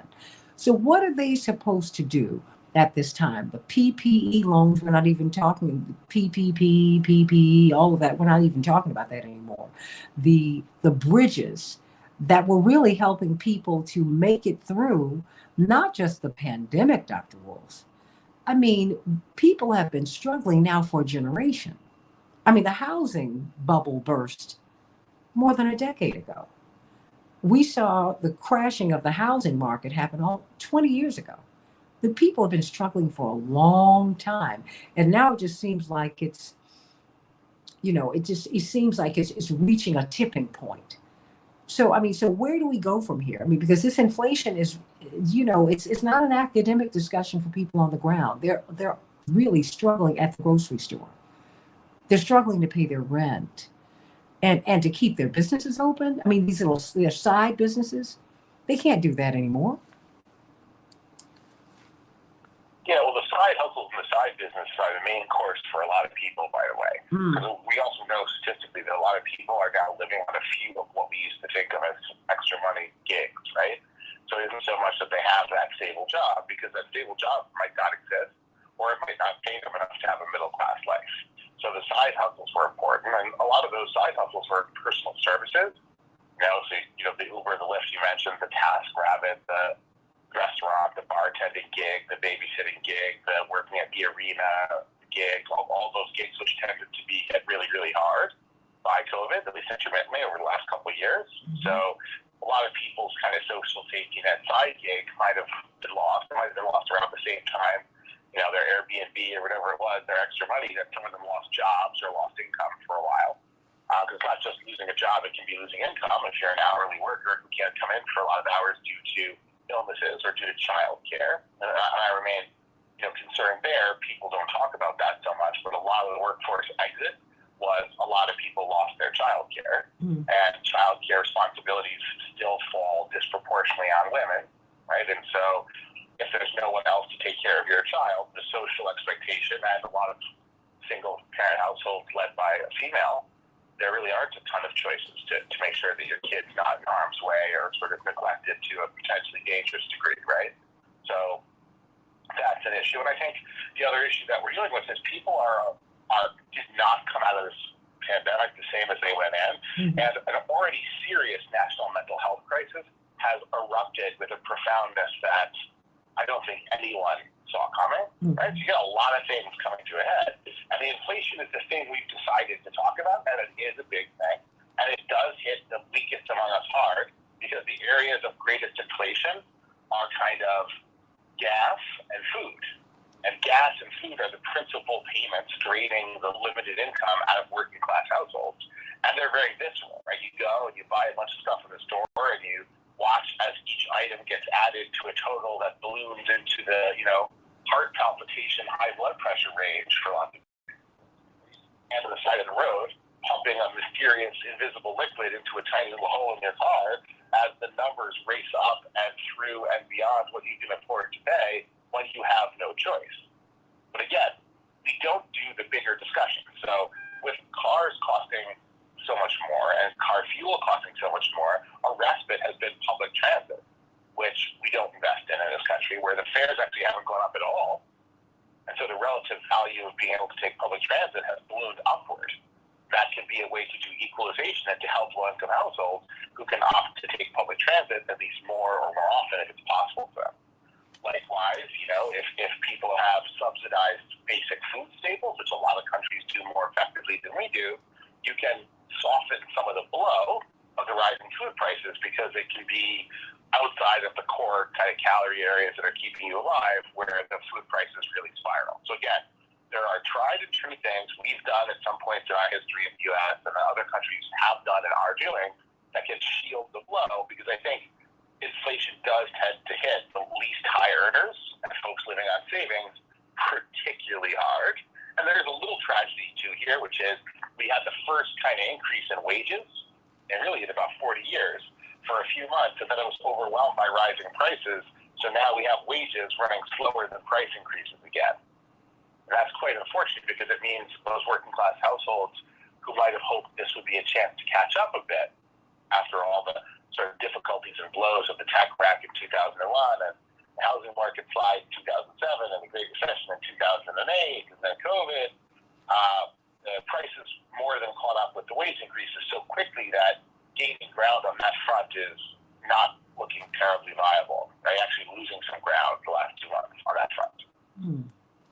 You know, we're talking with Dr. Max Wolf about inflation and how it's impacting you. I'm seeing here, before we go to Tim, that Philip went shopping. The store had ground beef for $3.99 a pound, only for purchase if you purchase 10 pounds. That's $40, Dr. Wolf. If not, $5.99 a pound. But you got to spend $40 or $50 in order to get it. Then the avocados have doubled in price. It just keeps on going. I mean, we feel like we're being gouged, Dr. Wolf. Well, there's probably some gouging going on here too, right? Because the actual demand for, say, gas and oil hasn't really gone up. What's going up is the price, and that's driven in part by speculation, right? So in some markets, there are major disturbances. And by the way, these started when our former president, inmate 6694, Donald J. Trump, decided to start an elective price sort of shock by having a trade war with China, right? And folks like me, who were widely criticized for saying it, I made the point, which I'll make again. If you decide to dismantle an elaborate system erected over decades, it's pretty ugly. You'll have short-term shocks. It might be worth it sometimes, but it's going to have short-term shocks. So we were already in a massive disruption to global supply chains when we realigned our relationship with China, a major supplier of all things, many things in the U.S. and all things around the world, that many of which are affected. We did it at the same time that we saw a rise in political instability, and then we got slammed with COVID, which is really delegitimizing governments all over the world, probably including some governments here in the U.S., but certainly around the world. And so you got a political instability with shutdowns and lockdowns and radical sort of me-first shifts in government policy, led again by our illustrious former president. When you push all the countries to look out for their own interests first, they also start to mess around with what they'll export under what terms. So then you have disruption from speculators who buy and sell things for financial gain, step into that market, and they balloon out these price differences. So again, these are very, very few cases of these led by demand. So we don't have a surging demand for gas and oil. A little bit of an increase, but not a huge one. We don't have a surging demand for meats or anything like that in the U.S., right? We just see a sort of price shock. And the last thing I'll tell you is we have these absurd debates in the U.S. about what did Joe Biden do here, and I don't want Joe Biden's gas prices, but the whole world is having this inflation. Mm-hmm. So all the things your people are upset about and calling into you, and they're right to be, people are calling in upset about that in Brazil and Mexico and Argentina and El Salvador and Germany and Spain. And so unless you believe, some really cockamamie conspiracy theory, those things are probably not being driven by U.S. federal policy. Well, what is driving this before we go to Tim? There's a lot of cheap money out there still because we stimulated the financial markets to stimulate the economy. So interest rates are still low. So speculators are flush with cash and making money on this. I think we've deregulated a lot of things, and we've removed a lot of government curbs on things. And the United States of America does not subsidize low-income people very much. And there's been a really kind of cruel desire to pull the meager assistances we've given historically, and even to pull back very aggressively and very early on the COVID support. So people went into COVID sick, got sick with COVID economically, and are now getting slammed with inflation. And it's as much everything else going on in their lives as it is the inflation. The inflation is just going to be another blow and it's going to hit you harder the more vulnerable you are. Again, because people don't really care about inflation except us crazy economists who love to study price movements. People care at the end of the day about how much of their life they can pay for with their income. So inflation hurts if you can't afford your life. And that's about how much you earn as well as how much things cost, both. We're talking about inflation, everybody. How is it impacting you? You're sending me a lot of messages right here. Hey, Effie, Ralph, and Terry, and Dave. You're sending Linda and Hannah, everyone. You all are sending me a lot of stories about how you're getting this sticker shock at the grocery store when you're trying to drive your car. I'm just seeing a lot of messages from you. But let's go to Tim from DeKalb. Tim, what's on your mind today, sweetie? Good morning, Santita. I think when I look at what's going on between the two political factions in America, progressives and conservatives, is that we can't sit down and agree on things that are correct. And that's a problem because we're being led by bad people in both political parties who care nothing about the fact that gasoline is $5 a gallon or $6 or $7 a gallon in California, because they are, for one thing, not affected. Side wants everybody to be in electric vehicles that cost $95,000 to buy, and they believe in a fantasy that we can power all those electric cars by windmills and solar power, which we cannot. It's going to have to be nuclear power and fossil fuels to power 300 million cars. I mean, that's just the reality of what happens at your house. Your house is actually powered by fossil fuels.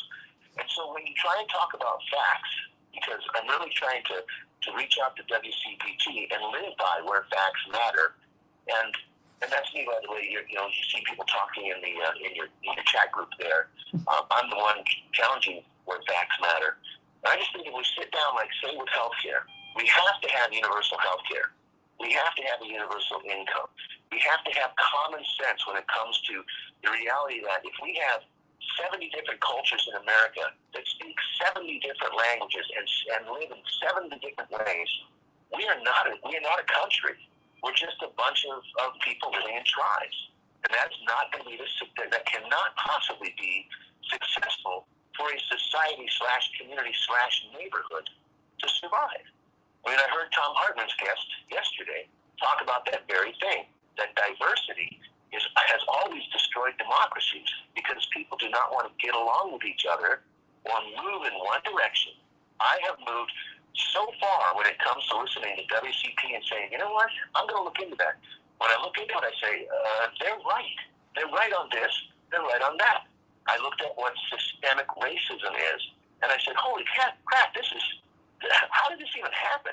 Why did this happen? Well, systemic racism has happened to Italians, it has happened to Irish, and certainly has happened to African Americans. So when you see truth, you should just say, okay, I'm recognizing that truth, and now I am agreeing with you. So there's not a solution, there is an agreement. Solutions can be 30 different solutions. Agreements can only be one. And that's why I think that when we talk to each other, we need to have conversations that arrive at an agreement, not arrive at another conversation and solutions. It has to end with an agreement. Yes, I will no longer do this to you. Yes, you can have your lands back. Yes, you can have health care if we afford it and pay for it this way. We cannot have free health care when we're inviting 2 million people into America every month. If I went to your Christmas party and you said, Tim, here, come to my Christmas party, and I brought 300 of my friends, then 500 of my friends, and then 600 of my friends, and then they were all anti-Christmas, and we just got rid of all the Christmas stuff there, and we didn't believe in Jesus, so we just took over your entire Christmas party. Would that be a good thing or a bad thing? I think the answer is that would be a bad thing. Well, Tim? We should agree that not accepting others is not good sometimes. Well, Tim, let me... No. It's your opinion, and your opinion really, really does matter here. But I want you giving Dr. Wolf a whole lot to tackle.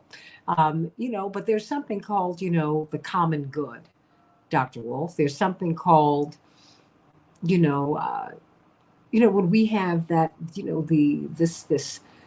the contract, there's something that's being shredded here. I mean, because I think that we're supposed to be able to, have all of our basic needs covered. Now, some people might call you a socialist for that, communist, whatever. But the least of these get the least, and people with the most continue to get the most and more. I mean, what is the common good? What is the common good? So, look, I think that's a hard thing to define. It probably comes out of a lot of discussions. I think I agree with one of the main points here, which is the sort of common sense middle ground where there was a practical decision to solve problems and find what you could agree with across the divisions, which was made America governable and made our Congress particularly kind of work, and our state houses has really dramatically broken down into people competing for the sound bites for their kind of fringe followers who will determine outcomes in a primary and will get the attention of the 3 billionaires who fund you or don't, and that's your kind of political lifeblood, right? So I do think that's a pretty serious problem. Mm-hmm.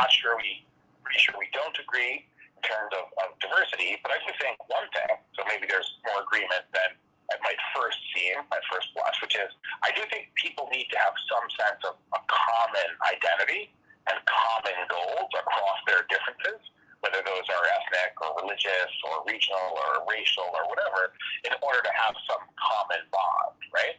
But my understanding of the best of American history, and no doubt this could be controversial, is what always made America strong was figuring out how to take all these different perspectives and experiences from immigrants and folks from all over the world, including those Italians and those Irish folks and those African American folks who face all kinds of systemic discriminations of one type or another, whether they were ethnic or religious or racial or regional or whatever, and find a way to give them a common purpose, right?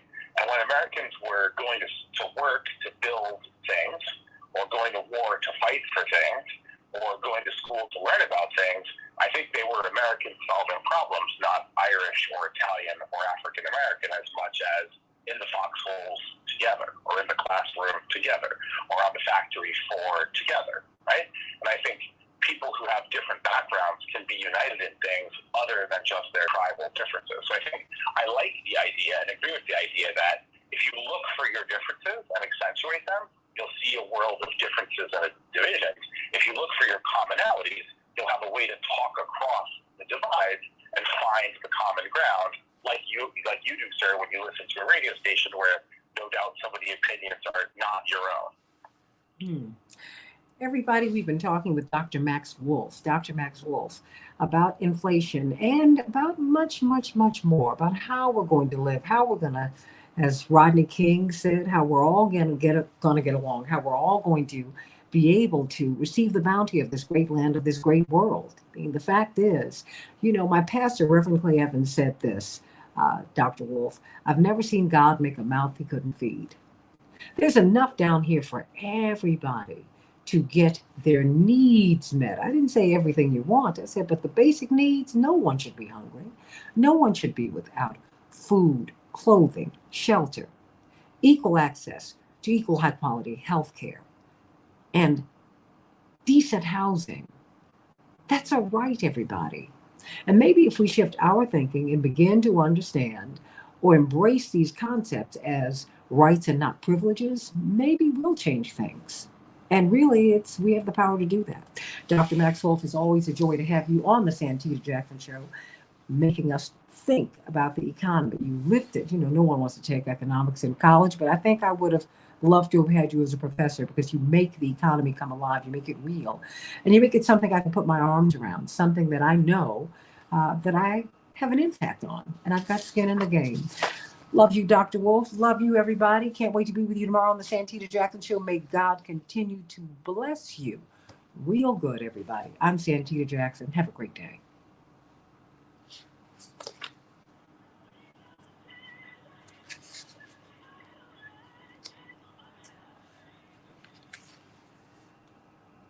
Dr. Wolf? Ooh. Yes.